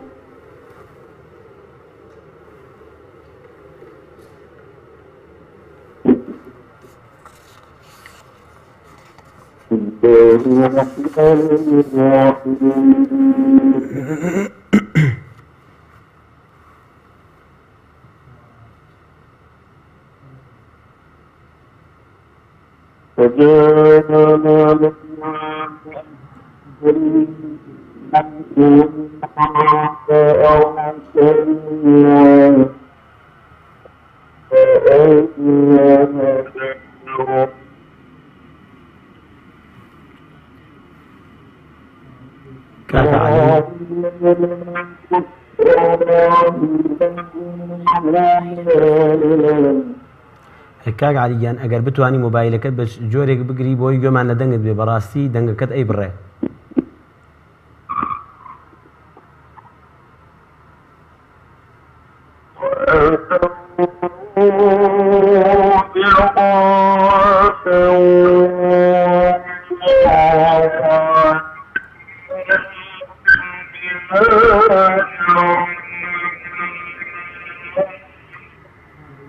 وەری ناگرێ پێم وابێ دەنگی کاک عەلی زۆر بەباشی وەری ناگرێ ئەگەر بکرێ محاولەیەکی تری لەگەڵا بکرێتەوە چونکە بەڕاستی ئەگەر گوێمان لە دەنگی نەبێ ناتوانین ئەحکامی تیلا و تەجویدی لەسەر تەطبیق بکەین. کاک شێخ سەبارەت بە کاک مالیک لێ بوو جەنابی شت تێبینی کاک مالیک ببوورە وەڵی من حەزم کرد قسەی لەسەر بکەم بەڵام لەبەرەوەی کاتەکە زۆر لەبەرەوەی قاعدەکان زیادیان کردووە بوون بە چوار کاکە مالیک خوای گەورە پاداشی خێری بداتەوە طبقەی سەوتی نزم بوو بە طبقەی قەرار خوێندی وە چووە جواب ئیتر لە جواب سەر نەکەوت وەکو سەوت وەکو نەغمەش طبعا ئەو بە شێوازی مەدرسەی عێراقی ئەدایی کرد بە بەیات دەستی پێ کرد دوایی چووە بەیات تورک لە هەندێک شوێن بە شێوازی تریش ناوی تریشی هەیە هەندێک لە فەرعەکانی بەیاتیشی خوێن هەندێک لە فەرعەکانی بەیاتیشی خوێن یعنی هەر لە بەیاتە مایەوە لە ناو فەرعەکانی بەیاتە مایەوە هەتا ئیلا یەخڕوسون لەوێ کۆتایی بە ئاەتەکە هێنا دەنگێکی خۆشی هەبوو بەس ئەکرا نەغمەی زیاتر بەکاربێنێ و مەقاماتی زیاتر بەکاربێنێ چونکە شێوازی عێراقی وەکو ئاماژەمان پێکرد پێشتر فەرعی زۆری هەیە ئێمە حەوت مەقاممان هەیە کە بەکارەهێنرێ بۆ قورئان خوێندن کە ئەویش بەیات و ڕەست و سێگا و نەهاوەند و حیجاز و الصبا وعجم أمانة مقامي أساسي أمانة أصلا كان إن جاء فرعا لتوا لا مدرسة مصرية فرع كان يعني زورني يعني أكره أجر زور فرعي اللي جاب بيته تا نزيكي بيست فرعك أجر بشروات يعني بلام العراقية تا نزيكي صد أبيته ولا برو شوازي عراقية أم صدى أم فرعانة بلى هموي متعلق بشوازي مدرسة عراقية أكرا كمالك خواي قبل موفقيك مقاماتي مثلا هلا بيات خنبات مان هي خنباتك أداء بكردا كما مستاي خوالي خوشبو حافظ خليل إسماعيل أداء بشوازي كي آياتك ما بناخني لخنباتك العزيز نبي أعوذ بالله من الشيطان الرجيم ألا إن أولياء الله لا خوف عليهم ولا هم يحزنون الذين آمنوا وكانوا يتقون أما شوازي خانة بعد كعلي لسر ختبه السلام عليكم كاكا علي الو كاكا عليان امادي برا الو كاكا عليان امادي بلا كذا فرمو دس بيب كراو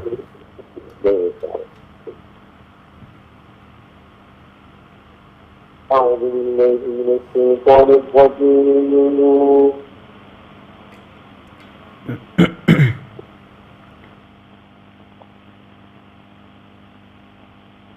بسم الله الرحمن الرحيم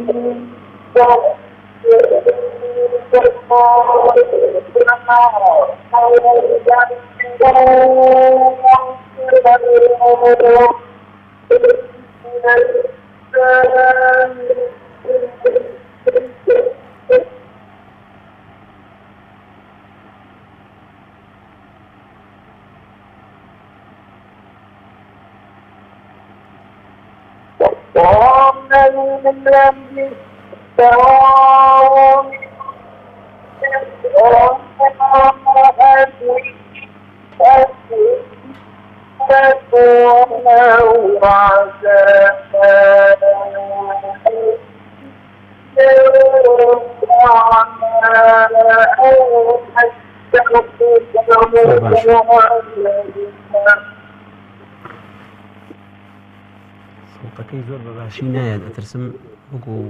جانبي تجويدكي قطعة بيد قطع خلال احتمالي هي مسكاك محمود بيت براسي وكسي كقرآن خويني بلا شوينك أبي الشبكة موبايلك فول بما يكم دوامش براسي دمين زكاة ولا موبايلك والله بيقومان يعني هيدفون بكار بهنا والله أما أو دوامش براسي مكبري صوتي بس جايدا بموبايلك والله بيقومان أما هاي شيء مقبول نية براسي برو براسي قد شي كهرباء بدو باريكاتو دكاتي كتير بزانا خلالك الأشياء لموبايلك لشوينك ياتي لواك موبايلك زور نزيق ناقل لدمي ولا برو أما چۆن دەڵێ ئامۆژگاریان بکەن نەسیحەتیان کەنەوانی کە تەلەفۆنەکە داوا لە ئەو خۆشەویستانەکەین لەسەر ئیزنی کاک شێخ قساکەم ببوورە ئەو بە ڕێزانەی کە بەشداری ئەکەن ئەو برا خۆشەویستانەی کە لەم بەرنمەیە بەشدار ئەبن باشتر وایە بە جۆرێک لە جۆرەکان خۆیان ئامادە بکەن و موبایلەکانیان موبایلی باش بێت هەروەها هیتفۆن بەکار بهێنن ئەگەر بکرێت وەکو مایکی هیتفۆنەکە نزیکەنەوە لە خۆیان ئەگەر ئەوە ببێ باشتر یاخود مەیدەن بە مکەبەرەی سەوت بۆ ئەوەی سەوتەکە ڕوونتر و وازەحتر بگات بە ئێمە و شوێنێکی گونجاو بدۆزنەوە بۆ ئەوەی قورئانەکەی تێدا بخوێنن بۆ ئەوی لیژنەی بەڕێزیش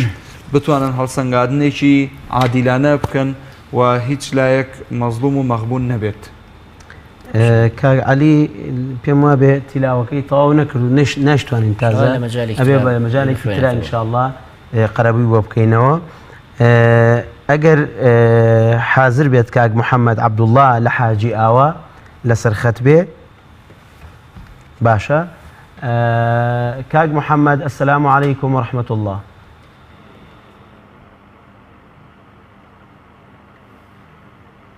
عليكم السلام ورحمة الله كاك محمد يان سوري هود آياتي 37 بوچل بو جناب الدياري كراوة دس بيبكي إن شاء الله با جوبيستي جناب بين.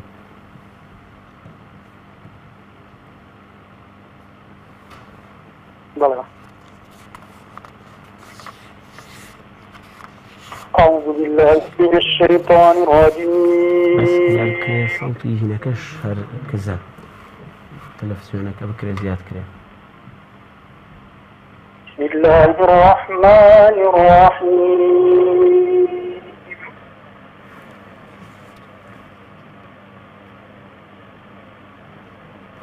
واصنع الفلك بأعيننا ووحينا ولا تخاطبني في الذين ظلموا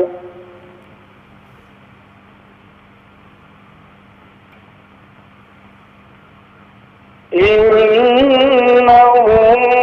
مغرقون.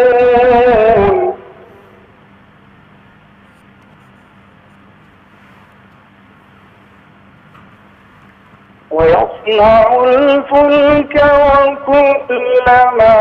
مر عليه ملأ من قومه سخروا منه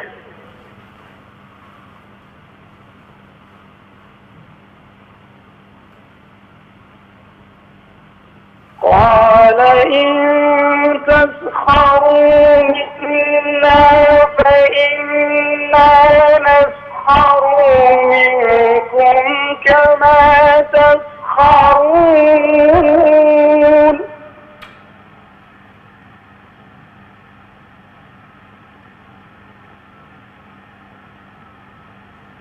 فسوف تعلمون من يأتيه عذاب يخزيه ويحل عليه عذاب مقيم.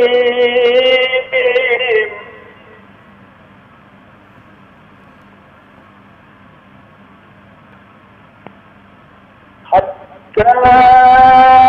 إذا جاء أمرنا وصارت النور قل نحمل فيها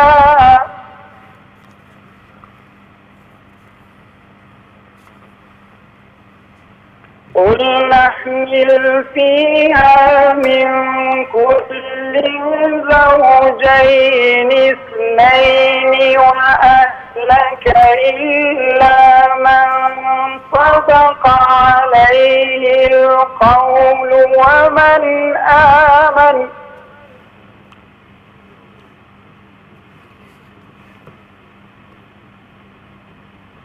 وما آمن معه إلا قليل.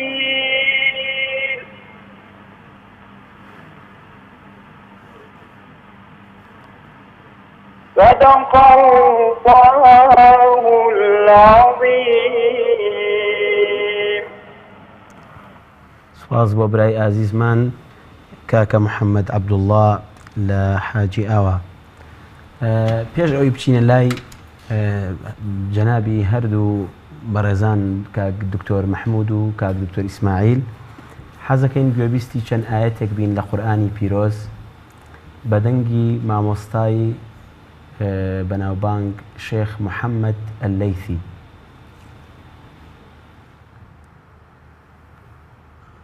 الله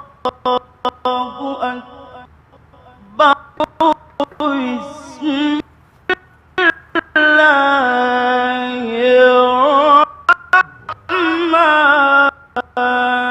الرحمن الرحيم والشمس وضحاها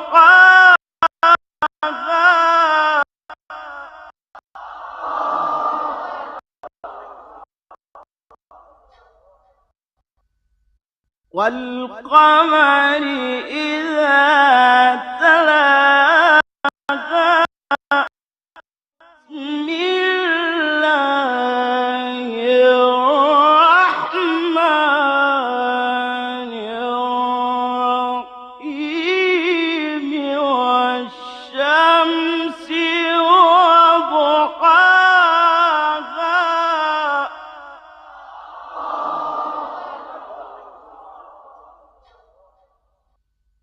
والقمر إذا تلاها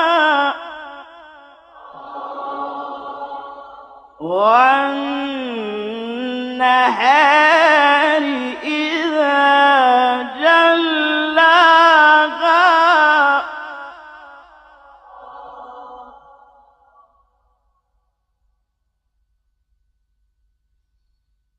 والشمس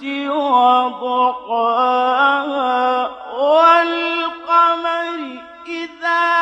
تلاها والنهار إذا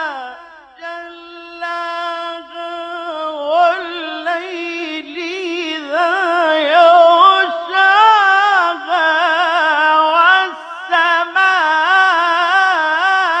والسماء وما بناها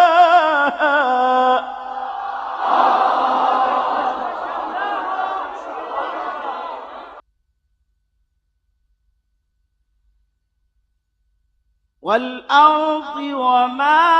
طحاها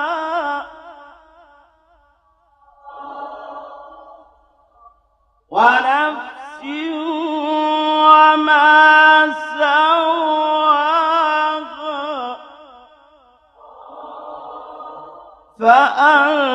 فألهمها فجورها وتقواها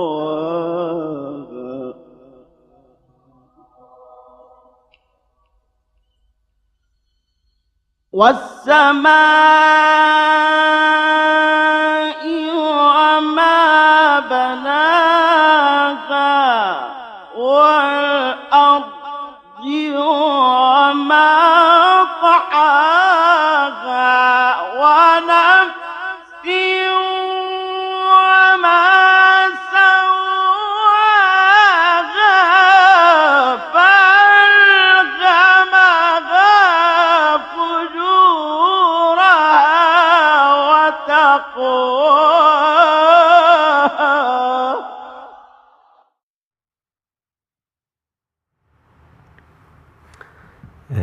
بەڕاستی دەنگی مامۆستا شێخ محەممەد لەیثی دەنگێکی کاریگەرە و مەدرسەیەکی تایبەتە. مامۆستا شێخ محەممەد لەیثی خوای گەورە لێی خۆش بێ. کاک دکتۆر ئیسماعیل با لە جەنابتەوە ئەمجا دەست پێ بکەین ملاحەظاتت لەسەر قورئان خوێندنەکەی کاک محەممەد عەبدوڵڵا لە حاجی ئاوا. بڵێ وڵای ڕەنگە ملاحەظاتەکان زۆر بێ ئینشاءالله لە باسی ئەو تێبینیانە ناکەین و هەڵا ناکەین کە زەق و وازەحە. هەر لە بیدایەتەوە کە دەست پێ بکەین کەلیمەی وەوەحیینە پیتیحائێکمان هەیە ساکینە بە دوای یائێکی مەکسوور هاتووە. ئەم شێوازە لە قورئانە ئەگەر کە دووبارە ئەبێتەوە تایبەتێکە حرفەکە ساکین بێ لە دوای خۆی واوێکی مەضموم یاخود یایەکی مەکسورمان هەبێت نوتقەکەی تۆ زێ ناڕەحەتە بەر ئەوە ئاگادار بێ پیتی حەکە کەسرە وەرنەگرێت ووەحیینە ووەح ئەبێ حەکە ساکین بکات و پیتێکی ساکینە صفاتی حروفی لە حرفی ساکینە ئاسانتر دەرەکەوێت و پاشان ولا تخاطبني پیتی طاء کۆمەڵە صفاتی قووەتی هەیە بەهێزترین پیتی زمانی عەرەبیە بەرۆ ئاگاداری نەبیت بێ بە تا ولا تخاطبني ئاوای لێ دێ پاشان یاءەکە ولا تخاطبني ئەوە یائێکی مەدیە نابێ بیکا بە کەسرە کۆمەڵی تێبینیتر هەیە لەوانە یەکێک لەوانە فإنا نسخر منكم لەویایە چییە ئەو پیتی ڕاء مەضمومە بڵین جەنابی وەکو وا خوێندیەوە فإنا نسخر منكم بەم شێوازە خوێندیەوە ئاگاداری بێت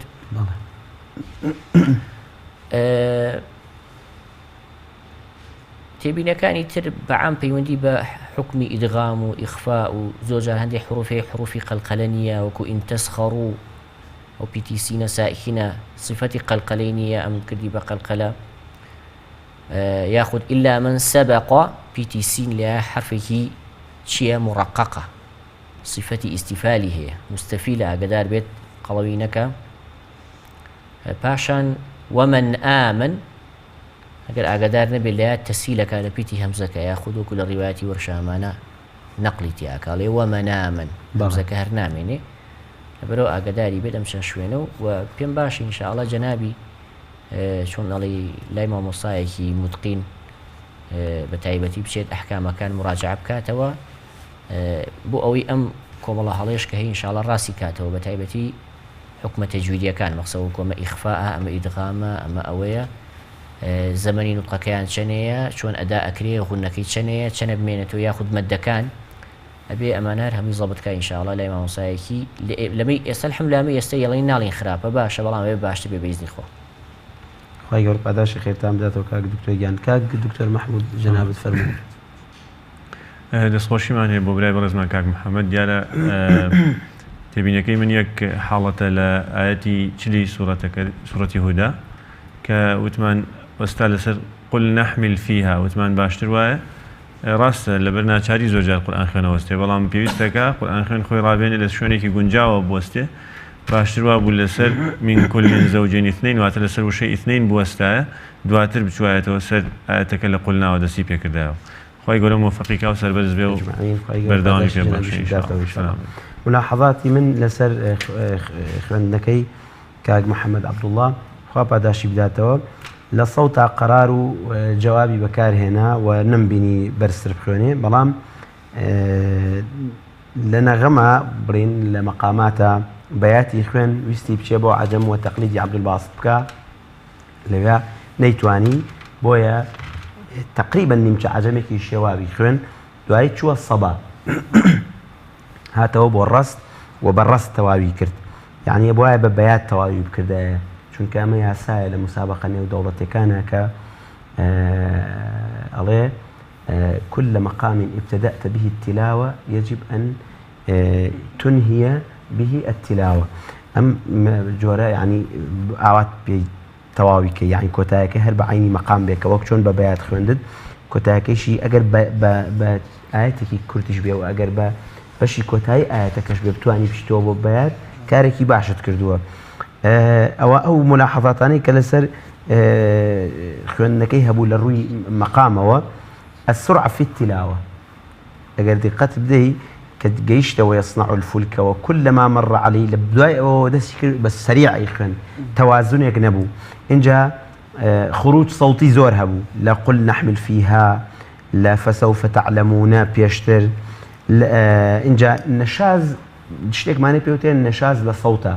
نشاز ماني شيء لنغمة يعني أم نغمة أم مقامة وكوخي أداء ناكا لبرو نشازي لنغمي شهابو ولا صوتي شهابو خير ورا موفقك إن شاء الله شيخ پرسیارێک ئێمە وەکوڵێ شێو پێش بڕکیەکەمە بەرنامەکەشمان لەسەر شێوازی تیلاوەیە من نمونەی دوو مەرحومی پایەبەرز شێخ محەممەد ستێغمەن شاوی عەبدولباست عەبدولسەمەد خوا لێیان خۆش بێ کە قورئانە خوێنن وەکو ئەڵێ ئاوا دەستەکانیان بەکارهێنن ئەیهێنەوە بەسەر ڕوخساریانە حتا جوڵەیە کە بێتە جەستەیانەوە ئایا ئەمە شێوازێکە بۆ کامڵێتی خوێندنەکان یان هەر شێوازێک تایبەت بە خۆیانە ئەم شێوازی بۆ من دەستهێنانەوە بەردەم ڕوخساریان و بۆ گوێیەکانیان و هەتا جوڵەیە لە جەستیانە بۆچی ئەگەڕێتەوە بەکارهێنانی دەست بەس فقط حاڵەتێکی نەفسیە پێی مرتاحە بن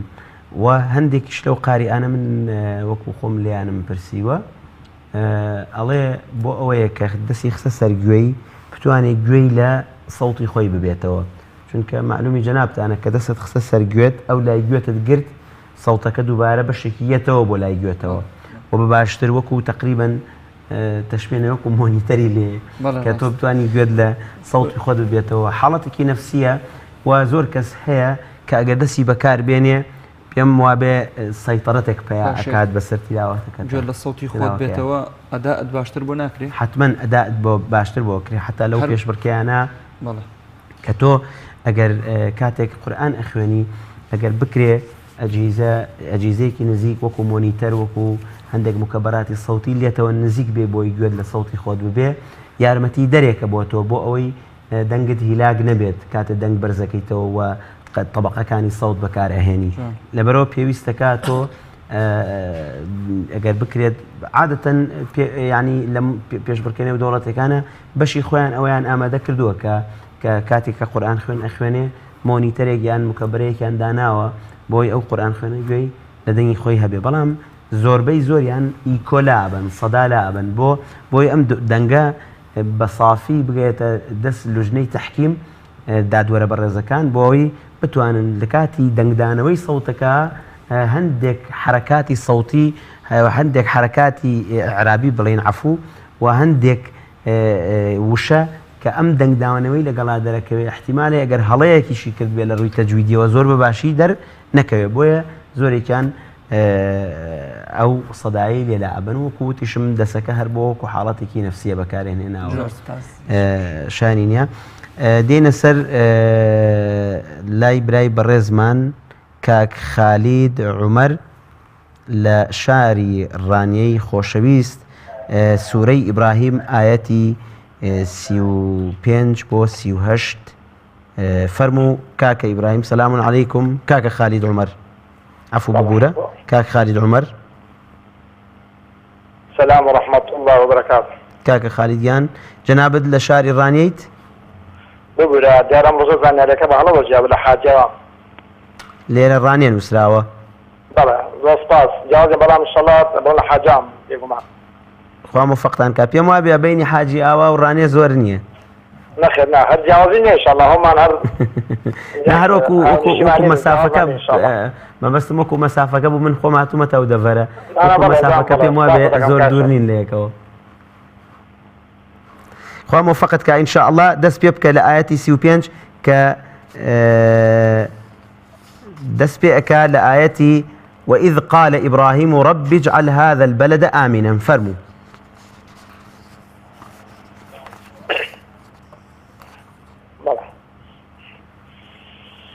أعوذ بالله من الشيطان الرجيم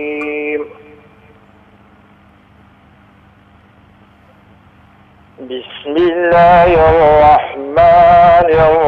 الرحيم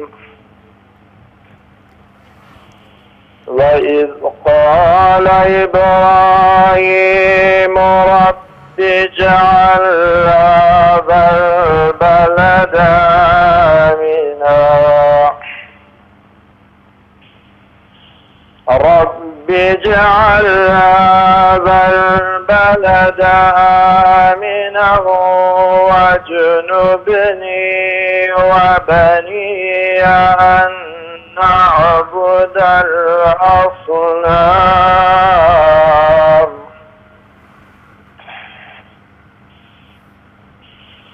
رب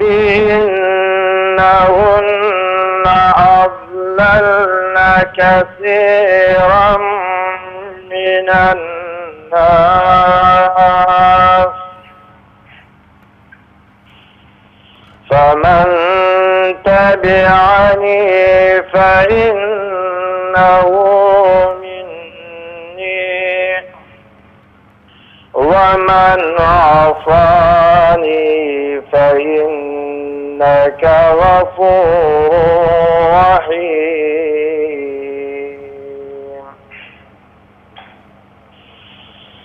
ربنا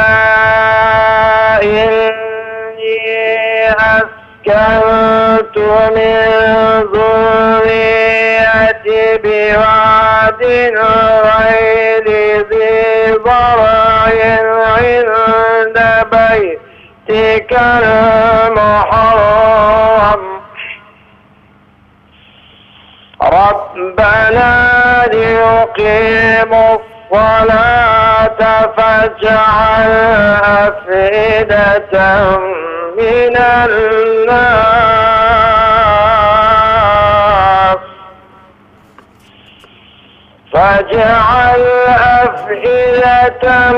من الناس تهوي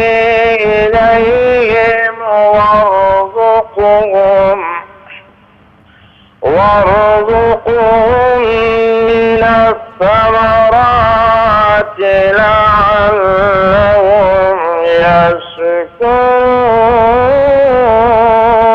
يشكرون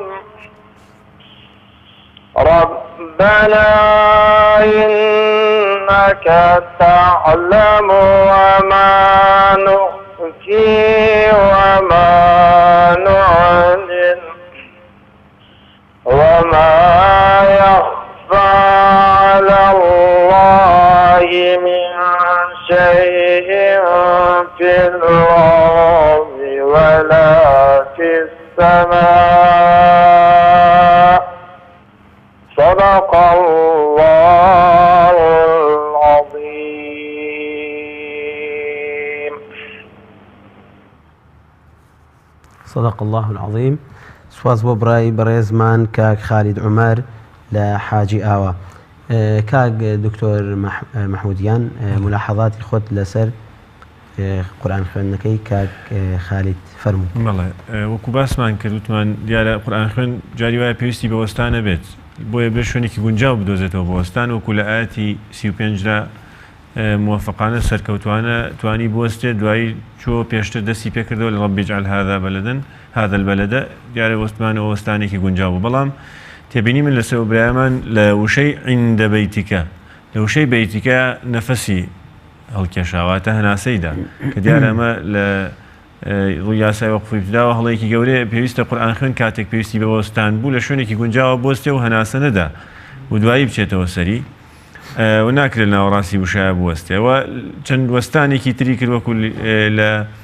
تهوي لو شيء عند بيتك المحرم ديال وستا لويدا بلا فجعل أفئدة من الناس ديال ما ناك جارته ونبوه لويدا ما ناي گونجاو نادا بدستو بويا گونجاو ني لو شو ندا بوسته ودواتر وكوتم دس بيكرنوكي ترى دي گونجاو بلام دواتر دوباره لو وارزقهم من الثمرات بەرحەڵ چەند وەستانێکی نەگونجاوی کرد و نەفەسی کێشا بۆ پێویستەکە ئەو برا بەڕێ زەمان زیاتر بایەخ بدا بە قورئان خوێندنەکەی و هەوڵ بدا لای مامۆستایەک حاڵەتەکانی وەقفی ابتیدایان ورتر سەیری ئەو حاڵەتانە بکایان ماناکەی شارەزا بێت تاوەکو بزانێت لە چ شوێنێکا گونجاوترێ بوەستێ لەو شوێنانەدا بوەستێ. کاک دکتۆر ئیسماعیل گیان جەنابەت فەرمووی. بەڵێ بەنسبەت کاک خالیدەوە خۆی گەورە موفەقی کات ئینشاءالله ئەبێت ئەحکامی تەجوید بە باشتر و چاکتر لای مامۆسایەک خۆی فێر بکات بە ئیزنی خوا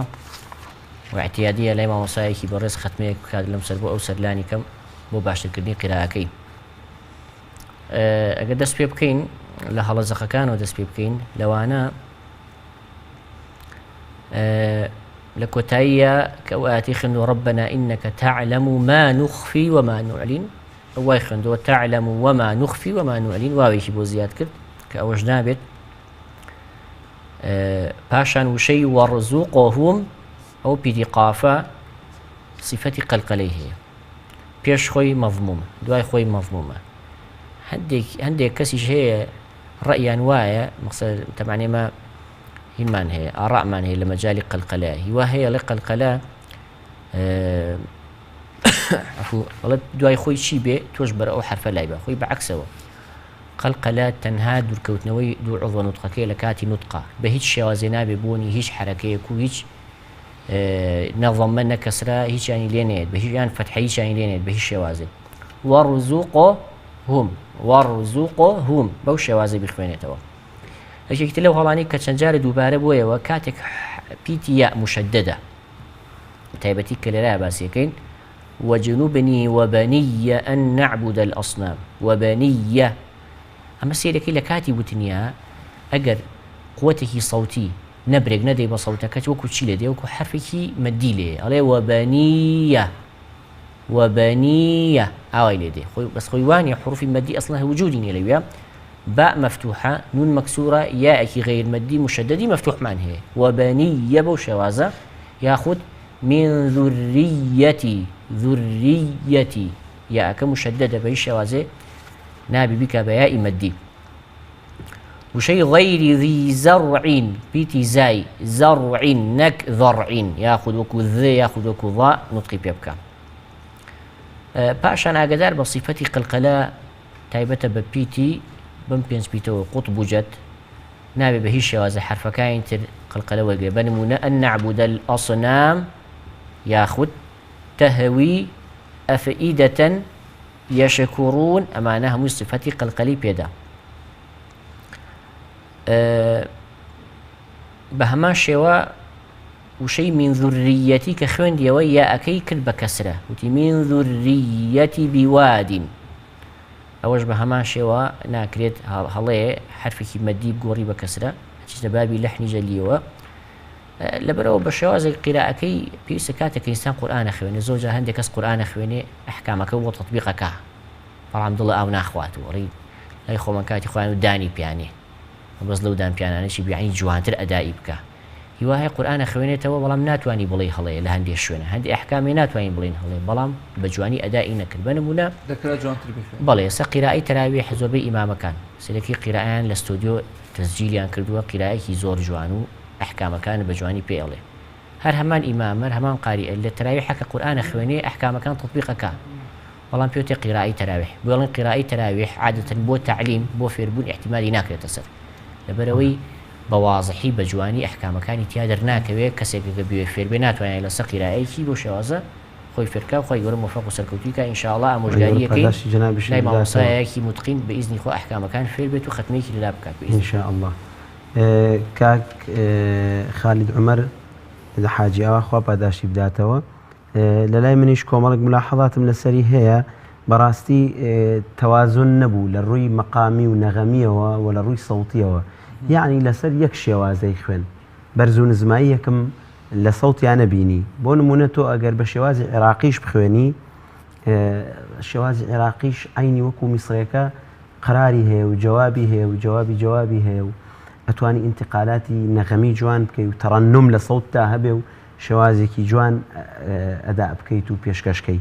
بلام لدنجي أوا توازني تواو نبو وتوزك ترسي بيو ديار بو كأي خويند وهروها لبر دنجي برس كرده ولا آياتي ربنا إني أسكنت من ذريتي يكسر وكشون الارتفاع المفاجئ الغير مضبوط للصوت يعني لبر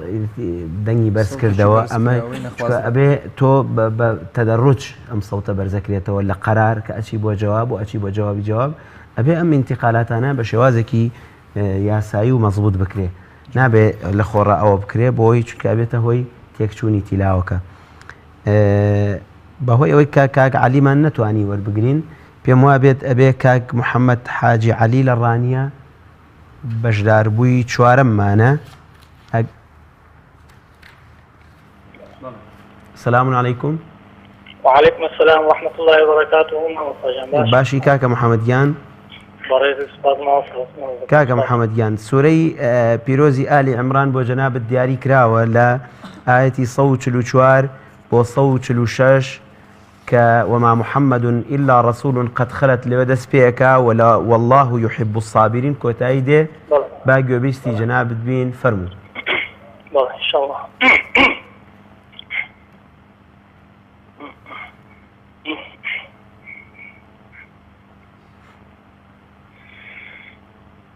أعوذ بالله من الشيطان الرجيم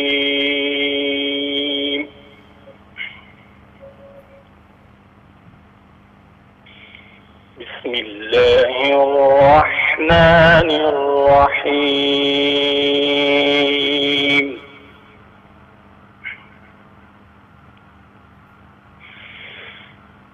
وما محمد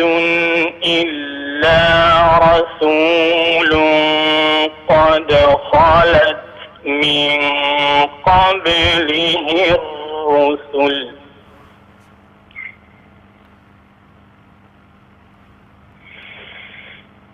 أفإن مات أو قتل انقلبتم على أعقابكم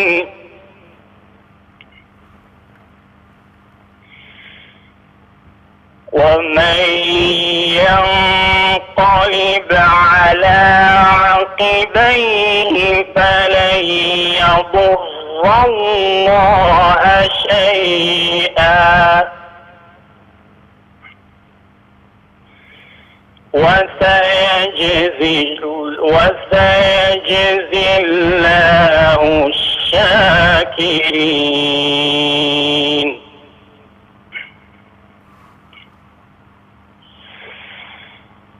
وما كان لنفس أن تموت إلا بإذن الله كتابا مؤجلا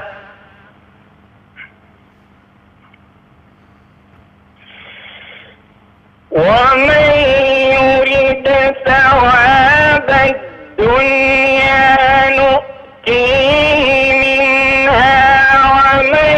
يرد ثواب الآخرة نؤتيه منها وسنجزي الشاكرين وكأي من نبي قاتل معه ربيون كثير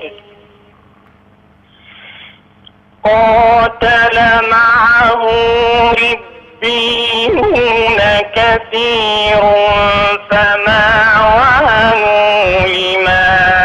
أصابهم في سبيل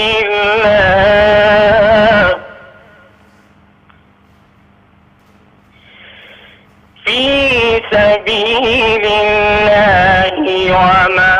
ضعفوا وما استكانوا والله يحب الصابرين صدق الله العظيم. سواز بۆ برای بەڕێزمان کاک محەممەد حاجە عەلی لە شاری ڕانی خۆشەویست. کاک دکتۆر ئیسماعیلیان ئەم جارش بعد لە جەنەبتەوە دەست پێ بکەین ملاحەڵاتی تەجویدی جەنابەت لەسەر خوێندنەکەی کاک محەممەد. دەستی خۆش بێ کاک محەممەدی خۆشەویست لە شاری ڕانیەوە بە هەر لە سەرەتاوە دەست پێ بکەین بە ئاەتیان بە ڕیزبەندی ئاەتەکە بیدایەت کە بەسمەلەی کرد زۆر جار کە قوتابی دەست ئەکا بە مەقتەعی ئاەتێک بداياتكي خاو لبروسيركي حرفية كمي حركية كمي جوان درناكي مصالشي أعوذ بالله من الشيطان الرجيم بسم الله الرحمن الرحيم بقى كدرناكي بسم الله نازاني بيش سيناك الشيء لبرو بدايات كدس بي أكي بقرن قريب بقوتك ودس بي كي حرفية كيت صدري كلمك وصدري رستك مراسينا بحقي بفوتين پاشان ئەوەی کە زۆر دووبارە ئەبوویەوە ئێمە زۆر جار بم بە ڕێزانە ئاڵێنەوانی کە یاسی گویان لە دەگمانەوە دواییش ئەمانی کێشتا بەشداریشان نەکردو بەڕاستی ئەڵێن ئاگاداری ئەحکامەکان بە ئەمانی کە شتە بەدیهیەکان لە عیلمی تەجویدا ئەمە ئیدغام و ئەمە ئیخفا و ئەمە حکم و نون میم مشددە قوتابی کە یەکەم جار ئەحکامی تەجوید دەخوێنێت لەوانەوە دەست پێەکە لە مەخارج و لە صفاتەوە ئەگە باسیشی گەن تەنها بێت چۆن ئەڵێ ناوهێنانێکە ژماردنێکە یعنی ئەمە ئیدغامێکە چۆن ئەدا ئەکرێ چی لێ دێت وچەند ئەمێنیتەوە لەو شوێنەیە یاخود ئەمە ئیخفاء زەمەنی غونەکەی چەنەیە ئەمە نونێکی مشددە نونێکی مشددە مەدێکە بەڕاستی ئەبێ ئاگاداری بێت بەڵێ ئەوەی کە باسی شتە زەقەکان کەین وەسەیەجزی الله الشاکرین لەویایە وەکو هەڵەیەک لێ هاو گەڕایەوە کە وتیەوە شەدەی لامەکە لامی ئەڵڵاکە مشددەکەی بە وازحی نەوت ئەمە ئەو تێبینێکی تر ومن يريد ثواب الدنيا نؤتيه منها لقال ومن يريد ثواب الآخرة نؤتيه منها لرا مدي الصلة لها أكاية لكسرها أكاية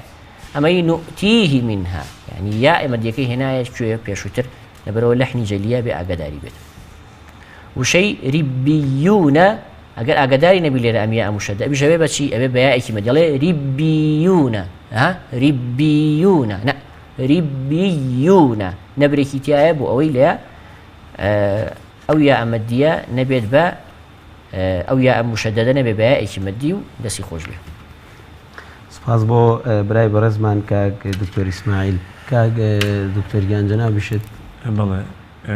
وەکو برای بەڕێزمان کاک زۆر باسی کرد پێویستەکان برای بەڕێزەمان هەوڵ بدا لە خزمەت مامۆسایەکە بەڕاستی ئەحکامی تەجوید و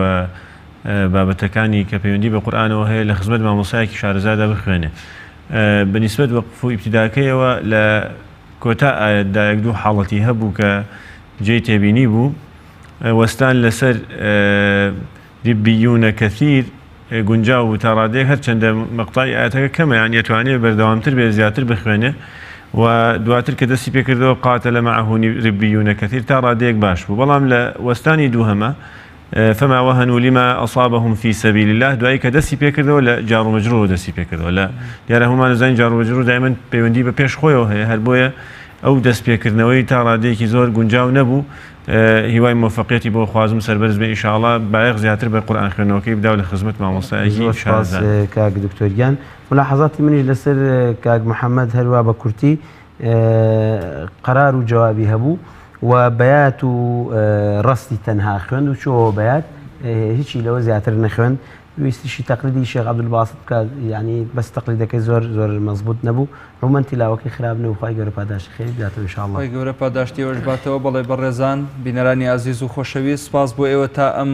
سات و کاتە بینەرمان بوون بە هیوای ئەوەی بە دیدارتان شاد بینەوە سبەینێ لە ئەڵقەیەکی نوێی بەرنامەی گوڵزاری ڕەمەزان. سپاس بۆ ئەو کادیرە خۆشەویستەی لە پشتی کامێراوە هاوکارمان بوون. سپاس بۆ دەرهێنەری خۆشەویست سپاس بۆ کامێرەمانە بەڕێزەکان